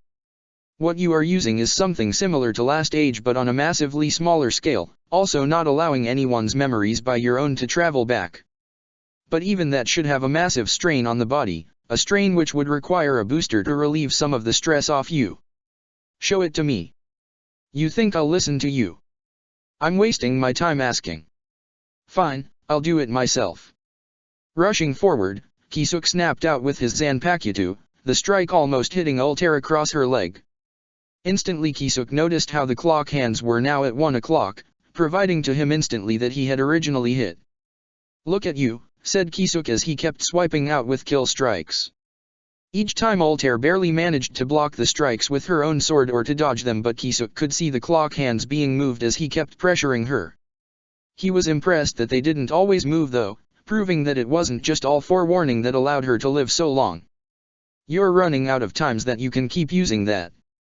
As the hands neared 12, only one turn left, Kisuk reached out and tried to grab Altair by the head. Altair instantly leaned to one side, the clock hands moving to their final position. Kisuk's smile widened and Altair realized she had fallen it. To her she had been grabbed and then stabbed. Had he purposely grabbed her to try and kill her in order to force herself to turn back time again? That could only mean one thing. He didn't want her rewinding this back. Kisuk's fingers seemed to grab the air beside her before he pulled his hand away from her. Altair immediately found the illusion around herself being pulled away, just as Kisuk had intended from the start. Luckily for her, it seemed Kisuk wasn't planning to press his advantage any further, instead marveling over the armor she was wearing. The armor seemed to be a mix between an elegant robe and armor plating, a lot of the chest being exposed at the top before extending down into a skirt. The majority of the robe was a dark blue for the most part with a golden trim surrounding the edges. That same gold color was what made up the two pauldrons of the armor, a lion roaring etched into the metal. Alongside that there were a set of gauntlets that left the fingers exposed along with a set of greaves that matched the armor, extending up past her knees. That wasn't the part that made the armor trying unique however. On top of Altair's head rested a golden tiara, made out of a variety of different jewels. Around the back of her was a large white sash, extending up above her head and looping back down. "I see now why you hid that behind an illusion. The Nakagami armor." Altair glanced at the blade close to her. "So you know of it?" "Of course. It appears from time to time, each time with a new wielder. And yet it suddenly vanished 3 years ago. It is rare that happens since such a powerful magical artifact is heavily monitored. Security of the state and all that, if things still are the same as they were when I worked with the Magic Council. The legends say that the armor allows the user to break the laws of magic. Such an idea is ludicrous." "Oh really? Strange. You see, I've seen plenty of things that seem impossible like this is. It barely scratches the surface in comparison." Kisuk's eyes darted back towards Altair's eye, seeing that her timer was already reset. "That's the booster you're wearing. By pouring magic into the armor, it allows you to enter forbidden territory, casting magic that you normally could not. The effect differs from person to person, also depending on the magic they use as their primary source. The big legends you hear about the armor all come from all the mages using the armor who specialized in magic relating to weapons. The original purpose was lost, until you found it somehow. I assume the same way I did? Through forbidden texts. That's the advantage of being a dark mage. You don't need to play by the rules." "Really? I never did, and I was working for the so-called good side." Kisuk shrugged before suddenly slicing upwards, Altair barely dodging as she retreated back. She had barely gone a few steps when Kisuk was behind her, swinging down for her head. If it wasn't for her eye, then she would have died by this point, both strikes originally hitting her. Head injuries were always the worst to deal with since the spell automatically would activate if it registered she had died and it had enough time left in it to rewind to a state where she was still alive. It was never a nice feeling however. Backing away, she saw how Kisuk's cold look had returned. "You were an interesting specimen, but it seems I played with you a bit too much. That armor you wear, the Nakagami armor, it drains so much magic from the wielder that many have died from wearing it for too long. And yet you are hiding it under an illusion rather than using something like Requip to carry it around and to then slowly change into it. Tell me, can you even remove that armor? Or will you die the second you do? How do you dash? It's obvious, but maybe not to everyone else. If you can use that rewinding time ability so easily, then you must have not only spent a long time practicing but also a long time using it. 1 second may not be a lot time on its own, but that armor is holding it all back. The moment it stops getting any more magic, it'll release all that time back to you. And who knows how long 1 second actually equates to from your own life force. You've already used up all the time you have, meaning you can never remove that armor without dying. Kisuk's grip suddenly tightened on his sword. How long have you been wearing that armor without taking it off? Altair reluctantly parted with the details. It wasn't like it was very important if he knew everything else. Maybe a year? A year and a half. Less than I thought, but it still fits. To wear that armor and not die from the drain it has on your magic means you are taking in more magic than you lose. For that to happen it means you must have a very large amount of magical power in the first place, a quantity surpassing ordinary humans. Final question for you. Were you dying from magic at birth? Altair snapped, memories she didn't want to remember rampaging through her head as she charged at Kisuk. Her swings became wild as she swiped, all intending to kill the man, forcing her to remember those things. Kisuk kept dodging, however, even when she rewound time to allow her to foresee his movements. He was simply too quick. I thought so. For a child to have that much magic that it is killing them, it does rapidly grow as they get older. The only reason I didn't realize sooner is because of how much magic that armor consumes. You sensed him clearly, didn't you? You could sense Ichigo up at the top of the island. That was the Shinigami. Altair asked in shock. But what does that have to do with anything? You're just as clueless as he is, except without me running interference to keep him that way until he was ready. I wonder, what does magic feel about you? I think pity. Pity would fit. If only I had that young girl's sight, then I could see the world clearly. But I make do. Now comes to the problem I have. You see, I know exactly what you are now. You're one of them, which means I simply can't let you live. You're too much of a threat, if not now then potentially later. As Kisuk raised his blade up, Altair felt a shiver of terror taking over her mind. Kill her? She knew she was a threat, but what did this guy think she was exactly? Awaken, Benihime. The blade expanded, becoming larger and far sharper than its previous form. The wooden handle that had been part of the cane morphed into a black hilt which twisted off at an angle where a crimson tassel hung from a golden pommel. Instead of a tsuba for the blade, a U-shaped guard extended part way up the blade from the hilt with a red string tied around the hilt just below the guard. Do you like her? Asked Kisuk, holding the sword fondly. This is Benihime, my lovely Zanpakuto. I rarely use her like this, however. I believe the last time she was released was about 4 years ago. I rarely find trouble that I can't deal with, but sometimes I just have to treat her. So gets so impatient and moody if she doesn't get spoiled. She's really such a little princess at times. Faster than Altair could see, the blade had slashed across her cheek, leaving a shallow cut. She could almost feel the air getting heavier, as if the blade was crying out for blood too. Nake, Benihime. A crimson arc of energy flew from Kisuk's sword as he swung it, smashing through the area Altair had been in moments before. She hadn't moved fast enough in her original time, fear freezing her to the spot. Realizing she couldn't just go on retreating, she charged forward, throwing a few seeds that she grabbed from a pocket inside the robe armor she was wearing. The seeds grew rapidly as they neared Kisuk, becoming full-sized trees in seconds. The trees didn't stop Kisuk in the slightest. He didn't even try to dodge, instead slicing through them with Benihime like paper. Altair slashed down at him with her sword as he deflected each strike. She forced herself to her limit, her blade getting nearer and nearer with every strike. She had to risk everything to win, else this man would kill her. Backing away from a moment, Kisuk swung down with Benihime, releasing another arc of crimson energy. Kami Sorai, Benihime. Altair dodged the arc with ease, not even needing her power to see it. She was forced to use it, however, when the attack came back a moment later and hit her from behind. She let the attack slide past her the second time round, slicing out with her sword and shattering the blast. Not willing to let Kisuk have enough chance to launch it again, she kept attacking. Her magic willing the blade to rust, and it was working, but it was so slow. She had barely managed to even extend out a few centimeters from the points of contact.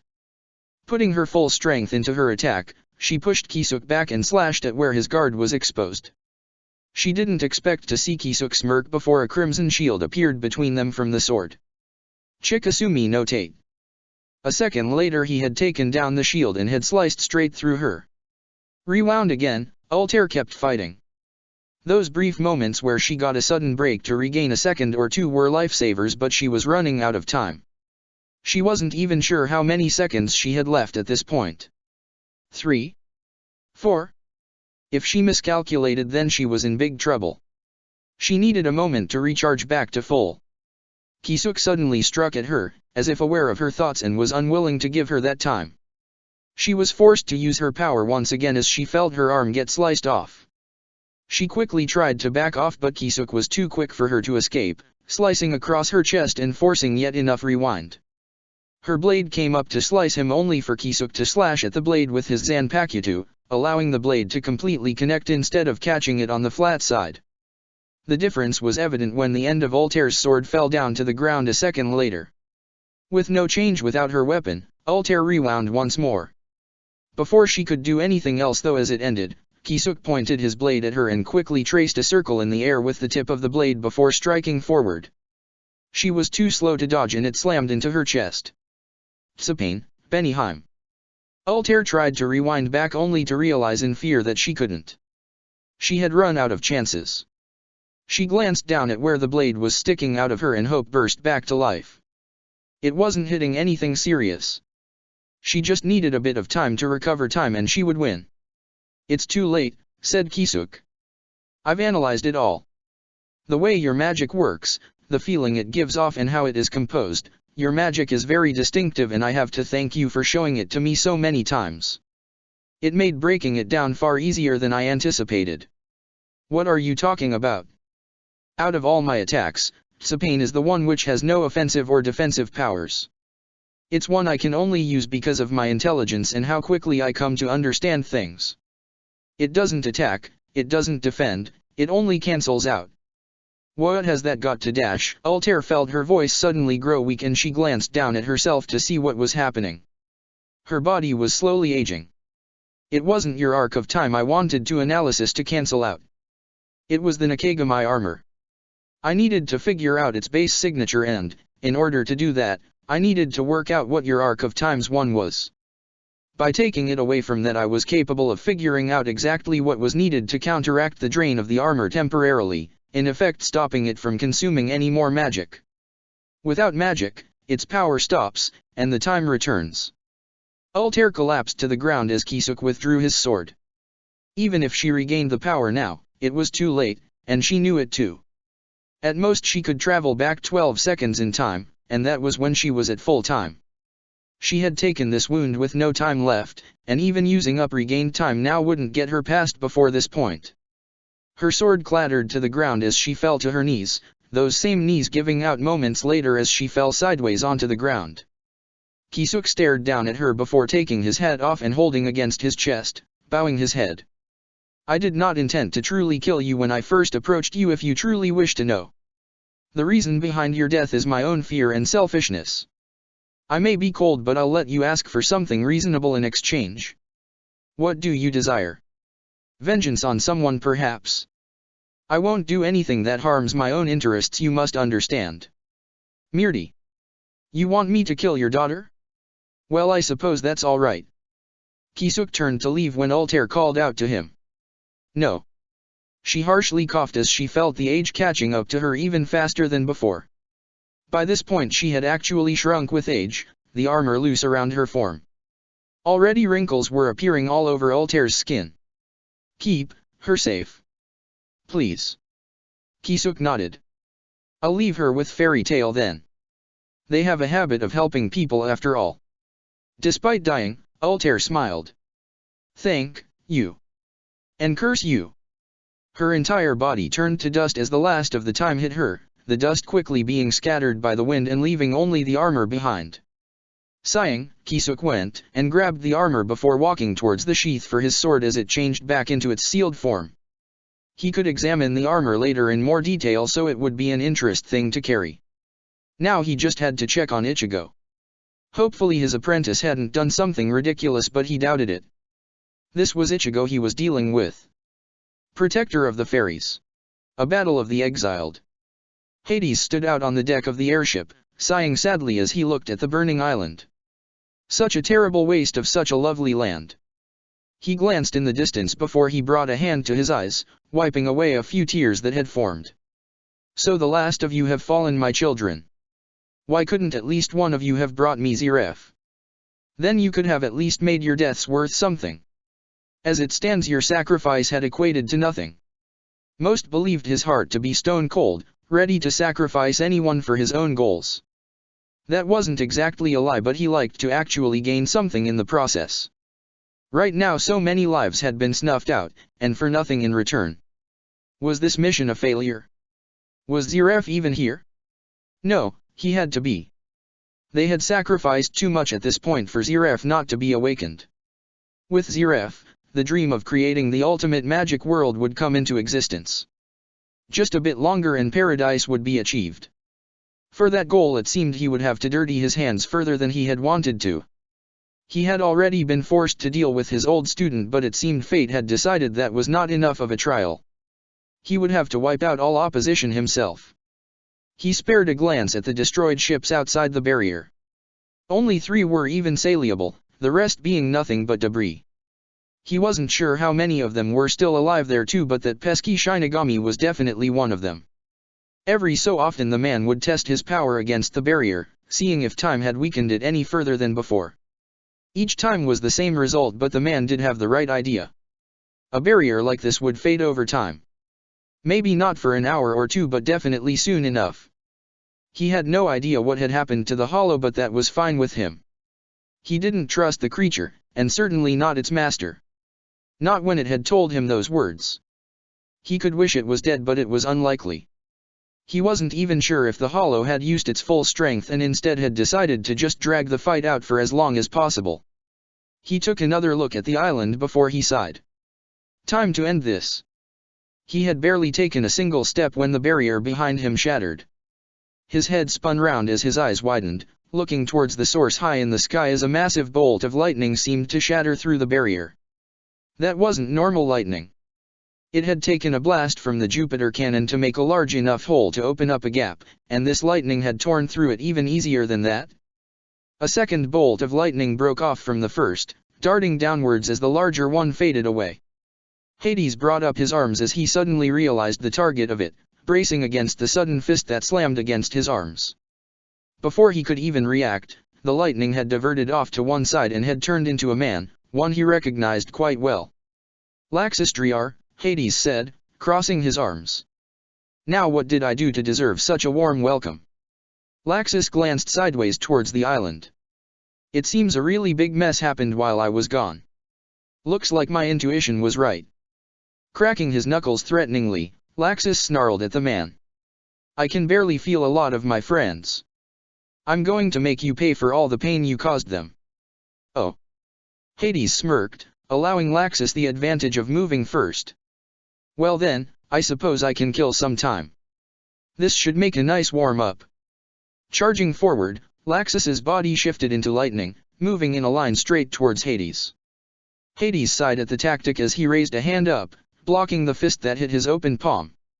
If that is what you're starting with, then dash.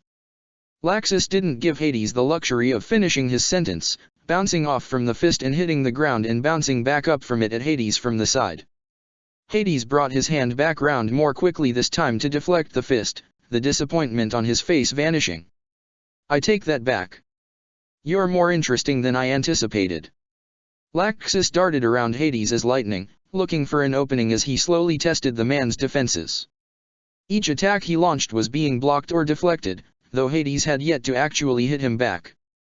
He'd love to believe it was because he was shifting between his physical form and his lightning form so quickly, but he knew that wouldn't be the case. The man's lack of worry assured him of that, and the man had yet to even move from his spot too.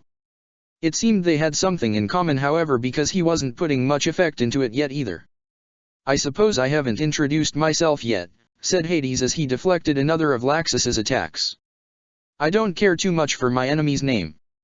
Now that isn't the right attitude for someone as young as you to have, especially not in the face of the Guild Master of Grimoire Heart. Grimoire Heart. Laxus scowled. Hades then. Oh, said Hades in genuine surprise. You know me? What kind of business have you gotten up to since you left Fairy Tale, I wonder? There's a very strange stench on you. That's none of your business, Laxus called out as he raised his palms, orbs of lightning flying out from his hands. Hades simply raised his hand up in the shape of a gun before he made the motion of firing it, a bullet of magical power firing from his finger and destroying the lightning orb nearest to him. He quickly repeated the motion of taking down the orbs as Laxus shot forward, hoping Hades wouldn't be able to react quickly enough in the current circumstances. He was almost at Hades when the finger acting as the barrel of the gun was aimed directly at him. Bang! Laxus let his body shift at the last moment as his hand pressed against the ground, immediately shifting back to lightning as he pushed off from it and redirected himself upwards rapidly. Without breaking out dragon force, his movement was hampered in a lot of ways. Nothing normally too noticeable, but there was a significant difference in how fast he could change direction, and it was simply faster to shift back to normal for a moment and use that change to hit something to redirect his path. Lightning always moved fastest in those direct routes for him. He was not a moment too soon as a bullet shot through the air where he had previously been, and he wasn't foolish enough to think he would have been fine in his lightning form. Bending the path as he flew upwards, he let the path loop back round quickly towards Hades, his speed slowing for a moment on his turn. At that moment a chain wrapped around his arm, despite it being in a form of lightning, and pulled him straight towards the ground. Twisting in the air as he was pulled towards Hades' position, he brought up his leg and tried to smash it down on Hades as lightning burst around it. Hades raised an arm in an almost bored manner before blocking it effortlessly, looking at him in disappointment. Don't tell me this is it? Honestly, what does S-Class even mean these days? Hades lifted his leg as kicked Laxus to send him flying backwards, Laxus's lightning form proving ineffective at dodging just as he predicted.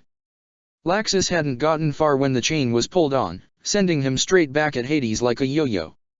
Lightning burst around his arm before he had been pulled far, shattering the chain as he skidded to a halt and raised that arm.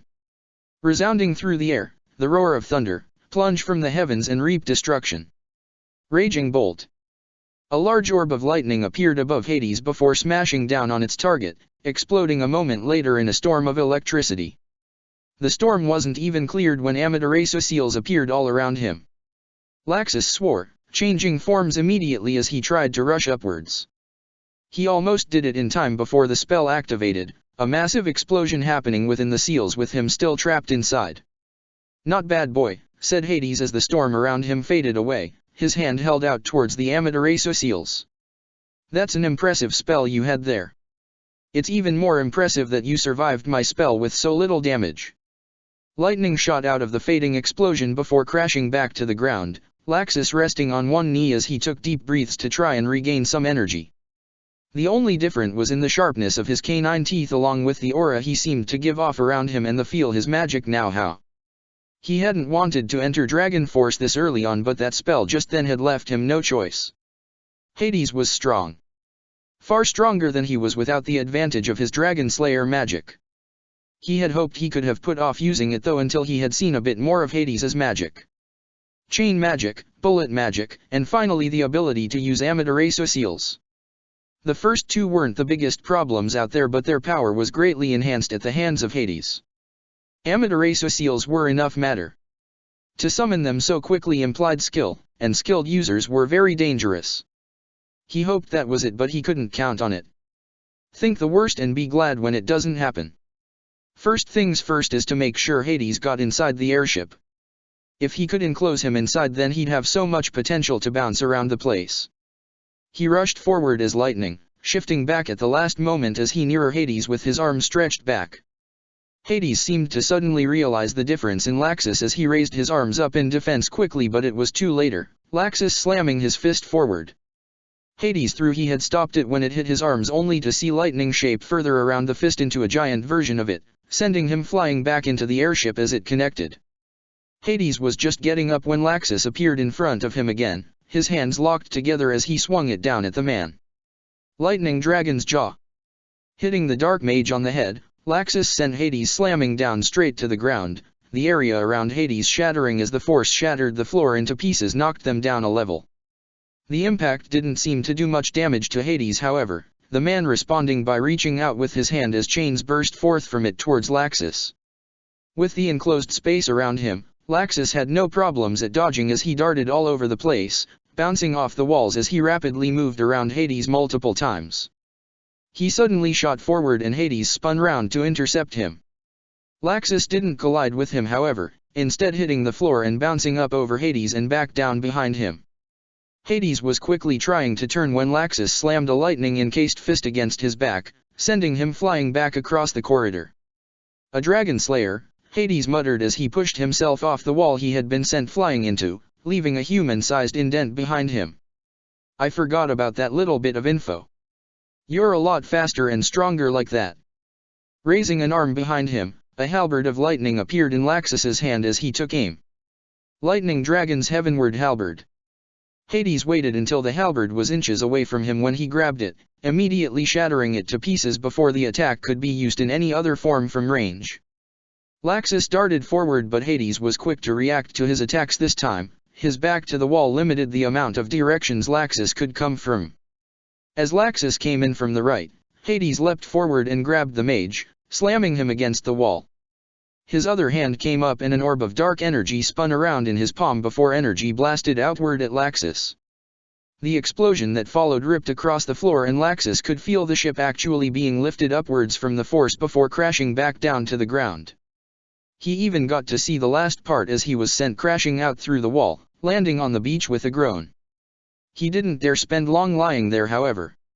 Hades was nowhere near as fast as he was but the man was like a tank in terms of how much damage he could take. Nothing had even seemed to slow Hades down, and his magical power hadn't even faltered once. If anything it was actually increasing. Changing to lightning, he quickly darted across the sky as he waited for Hades to appear. The roof of the main deck opened up after a while, Hades staring up at the sky impatiently. "Come now boy, are you really going to wait and allow me to make the next move?" As Laxus kept darting around the sky in thought, Hades sighed. "So be it." He looked intently at Laxus as the air around him started to grow heavy before he shouted out at the man in a thundering voice. "Katsu!" Intense pain was the only thing close enough to describe what Laxus suddenly felt. It was like his entire body was trying to resist his control and run away in fear but none of it could agree on a direction and was trying to rip itself apart. His own magic rose up around him in response to the threat and the pain slowly faded, the fear Hades had transmitted through the magic vanishing. It hadn't been in time to stop him falling straight down onto the ship's main deck however. Hades slowly approached Laxus before he looked down at the man. "Is that all you can muster? Very well then, I guess I'll dash." Hades was interrupted as Laxus's hand gripped his ankle and pulled his foot out from under him. As he fell backwards, Laxus lunged forward, a fist heavily encased with lightning. Dragon Slayer's secret art, roaring thunder. Hades was sent flying backwards across the ship, lightning sparking all around as Hades let out a sudden cry of pain. Laxus didn't let the opportunity go to waste. He stretched out his right arm to the side as lightning crackled to life around his hand, slowly extending outwards and shaping. Magic seals appeared at sections as the form stabilized further and the shape started to come together, taking the appearance of a massive spear at 6 times the size of Laxus himself. Lightning seems to fly off from the spear at random intervals, even as the wing-like protrusions were still forming to complete the spear. Dragon Slayer's secret art. Hades was already pushing himself up, very few burns from the lightning showing. Laxus could see Hades' single shown eye widening in fear as the man tried to do something but it was too late as he was already throwing the spear forward. Thunder-piercing lance. Hades grabbed the spear just before it hit him but it was futile, the spear moving too fast for him to hold it back. His grip weakened for a second and it hit him at full force, a massive blast of lightning consuming the ship. Laxus was forced to shield his eyes from his own attack as he took a few steps back. It couldn't hurt him but it was intense. When the blast finally cleared, he was treated to the sight of a very destroyed ship. The entire top deck had been blown away, debris scattered across the nearby beach. The engines looked damaged with one actually broken free from the ship and drifting off towards the shore. The floor around him was actually gone but the rest of the ship had managed to hold together a bit better than everywhere else. Wide holes still littered the areas of the ship however, areas where the ship had simply given way from the blast. The happiness he felt though was shattered when he heard the laughter coming from Hades' position. Magnificent boy. Truly magnificent.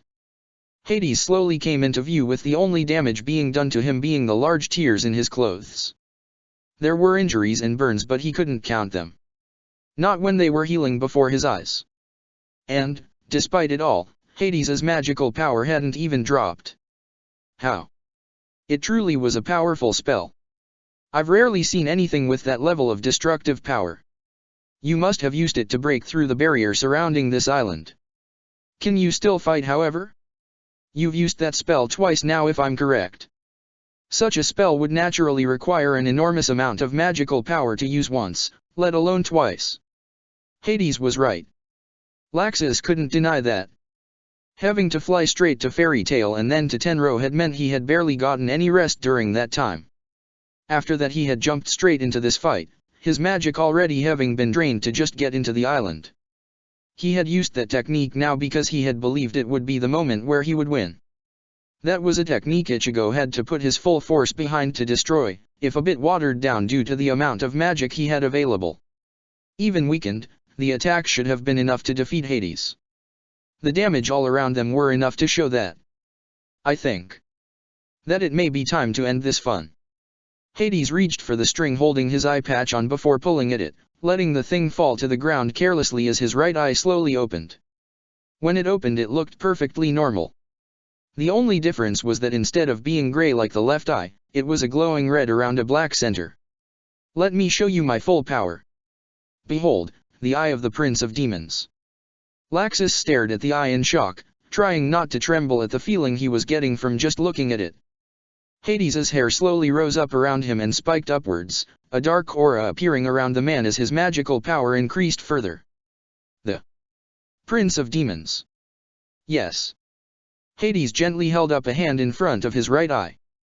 This eye is truly special to me because it was given to me by one who saw the true nature of magic. It was darkness. Allow me to help show you that sight. Moving his hand and arms in a circle in front of him, Hades's power increased further. From the rubble all around them stretched out dark energy, shaping into small demons of energy of varying heights. Some were just as tall as Laxus's knee, while others stretched to twice the man's height. This eye allows me to use one of the black arts magic, living magic. I apologize with my poor imitation of the real thing. I found this spell in one of the books of Zeref. Chapter 4, Section 12, if my memory serves. The spell, Nemesis, allows me to create, in Zeref's words, demons dancing children and heaven's judges. I have yet to see the resemblance, but only the creator of a spell truly can understand it the best. Demons, muttered Laxus in shock. Yes. Now, go. Eradicate him. Laxus shot down into one of the nearby holes, multiple blasts of magic flying over his head as he fell towards where he had been standing. He didn't get much of a reprieve as the demons were already moving to follow him into the corridors, and some were already there too. His lightning form was a lifesaver against such large numbers. The demons weren't particularly fast or strong. The problem was in how many there were, and, while alone they were easy for someone of his level, they could still overwhelm him with time. He bounced off walls and down corridors as he sped away. To stand a chance he needed somewhere to hole up while he considered what the best course of action was. He couldn't fight indefinitely with such low reserves of magic. Already he could feel himself slowing. His lightning form wasn't normally very taxing, but he could feel it much more clearly when he couldn't pour tons of magic into maintaining it. And if it was hard enough to use something as simple as this, how hard would it be to cast more powerful spells, and that was ignoring the fact that the lightning form was practically a need with his fighting style. How the hell are you even doing this? Laxus muttered to himself.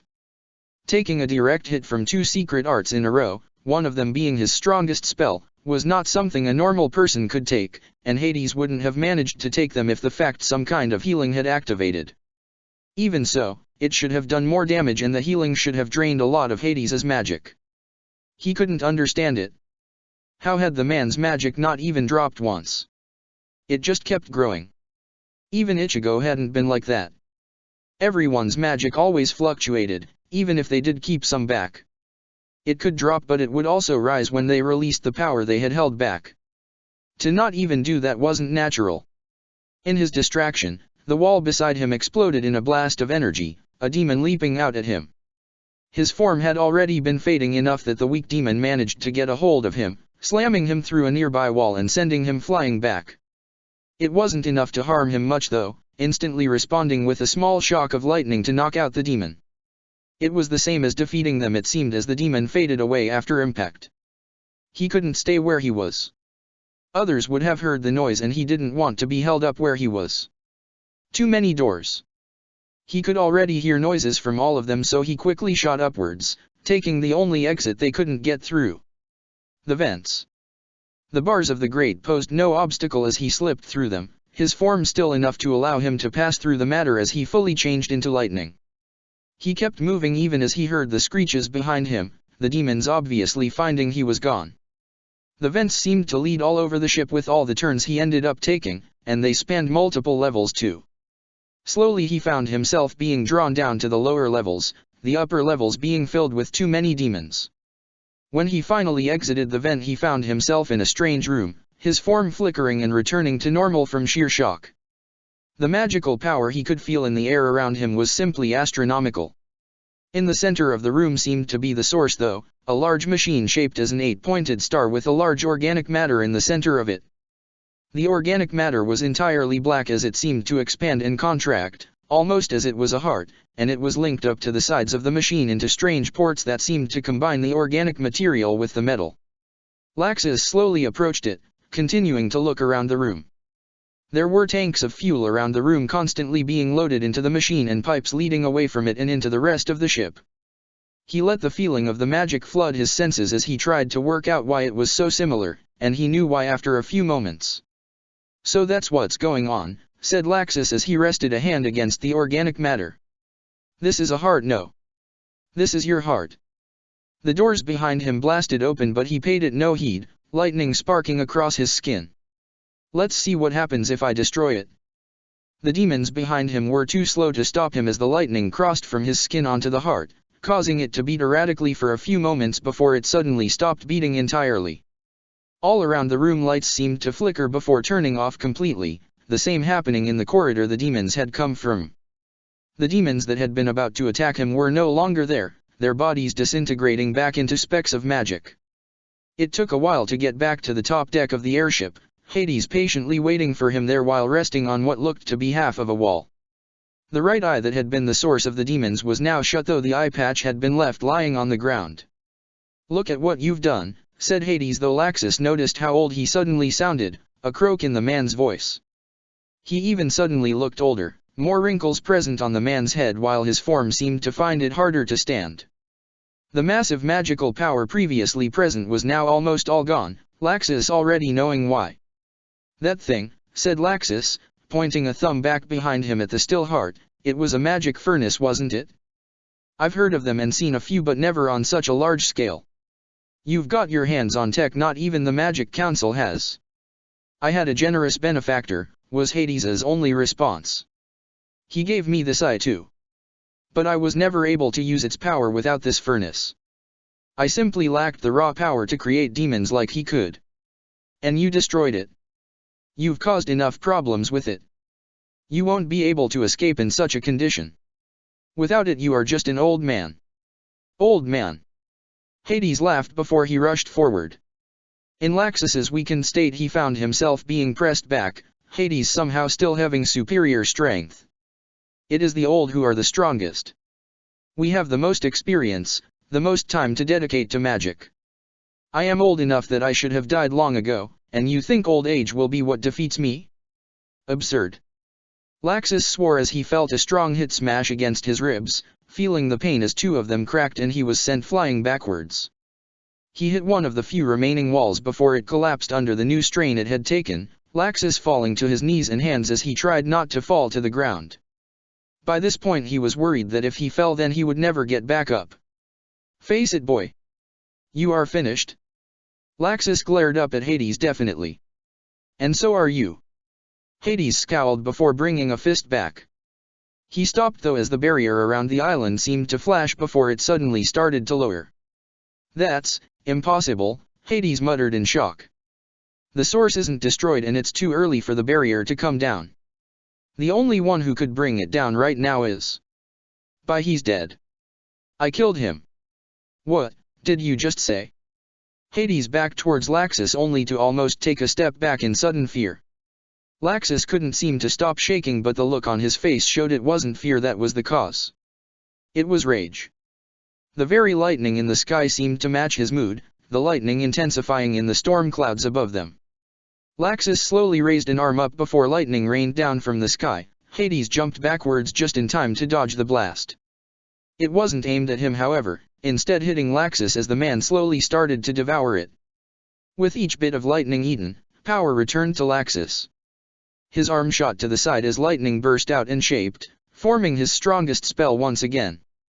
Hades, realizing the danger, brought his hands together and allowed black light to gather between his palms. "Are you sure you wish to do that?" said Hades, smirking as he saw the recognition from the attack's form. "You know what this is, don't you? While a bit different, my grimoire law still obeys the same principles as fairy law. If I activated this, then you know what will happen. Every man, woman, and child on that island will die, and the Magic Council's soldiers nearby will not be safe either. And who will get the blame for that action? Why, Fairy Tail, of course. If you make another move, then I will destroy your entire guild." Laxus sighed. "I suppose that would be the normal case for a situation like this. But I've got my own little trump card." Light seemed to gather to Laxus's right palm, but, instead of forming an orb like Hades had, he let it spread up the lance to the point where the light seemed to fuse into the spear. The lightning became almost calm in the embrace of the light as it hardened the edge of the weapon, Laxus smirking at Hades' shocked look. "Dragon Slayer secret fairy art, thunder-piercing lance.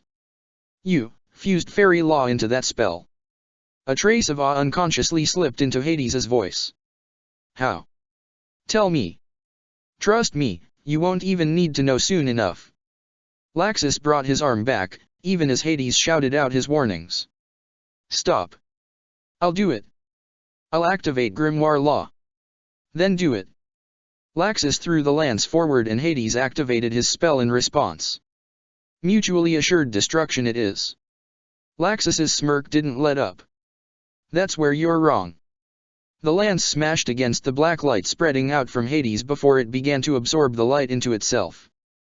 Hades had only a moment to cry out in pain before the attack detonated, light shining out all around the point of impact and eradicating Grimoire Law before it could spread out any further. Laxus had to grab onto part of the ship as it started getting washed out to sea, the explosion causing the waves to become much fierier and stronger than before. Hades meanwhile was sent flying off the ship until he hit land, coming to rest on the edge of the beach. When the light finally died down, Laxus was there, lightning around his body as he looked down at the defeated form of Hades. "You lose, and only you." Hades slowly closed his other eye in disappointment. "It seems you are right. I no longer have the power to stand." His eye opened again as he looked at Laxus strangely. "I do not understand you, however. Did you not once decide the weak must be eradicated? What changed? You know about that, huh? You must have had good sources." Laxus let the lightning fade around him as he sat down next to the man, looking at him in a mix of disgust and confusion. "Did you kill the old man? Your grandfather, I assume?" "I believed so, but it seems I messed up. Someone must have found him, though I am not sure when." "I see." A sigh of relief escaped Laxus's lips. "I have to know. Why did you do this? I recognize you from some of Gramps' photos. You're the second master. Why the hell would you attack Fairy Tail? You should be smarter than me at least." Hades scoffed. "You were all merely an obstacle we needed to clear, and very few of you were truly needed to be eliminated."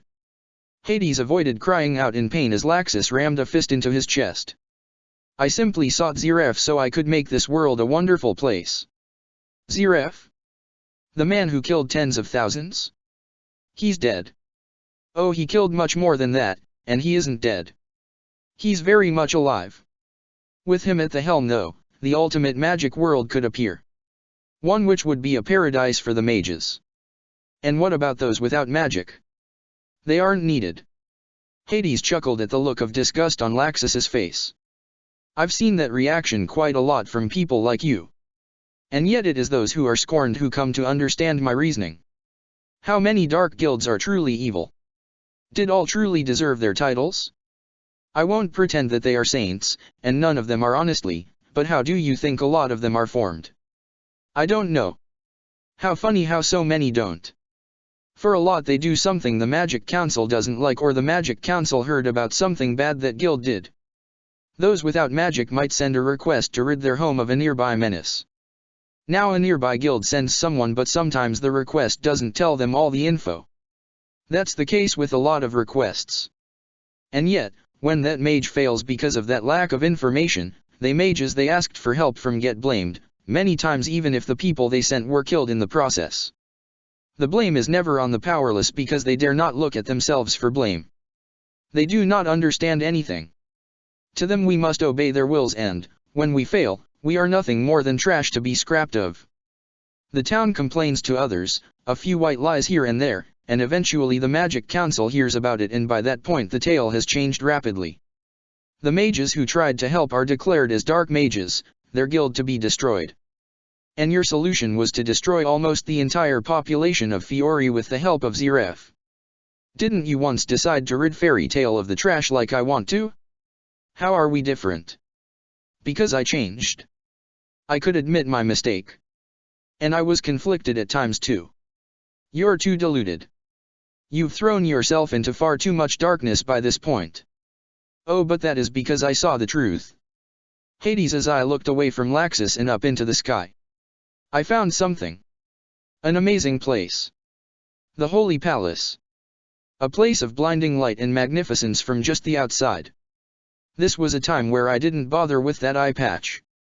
After retiring, I actually came across a healer so powerful that they were able to restore my right eye to normal. Having that other eye is what stopped me from becoming completely blind. As the doors opened, I closed my left eye as I rubbed it in annoyance, and because of that I only lost the sight of my new right eye. Hades sighed, lost in memory. And then he appeared. You see, the doors didn't open for me. I was simply there at the right time. Before my eyes stood that man. Zeref. You saw Zeref? Laxus asked. Then why not grab him then? I was deluded at the time. I still believed light to be part of the source, but it was only after I understood. Zeref imparted on me secrets hidden within the Holy Palace along with his own right eye to replace my own. I realized that the true nature of magic would be in darkness, as it was the only reason to explain why such a place allowed Zeref access to it. Because, by throwing himself into darkness, Zeref had somehow obtained something special. He must have found it. The one magic. That's a myth, Laxus denied instantly. No one has the one magic. Deny it as much as you want, but I am sure he did find it. The ultimate magic world can only be reached through plunging everything into darkness. You wanted to know why I did this. I have told you. Laxus stood up before retreating away.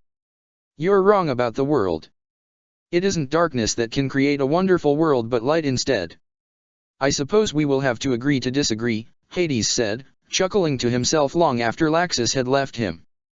A droplet of rain fell onto his face and he grimaced as more and more followed after it till it had become a full downpour.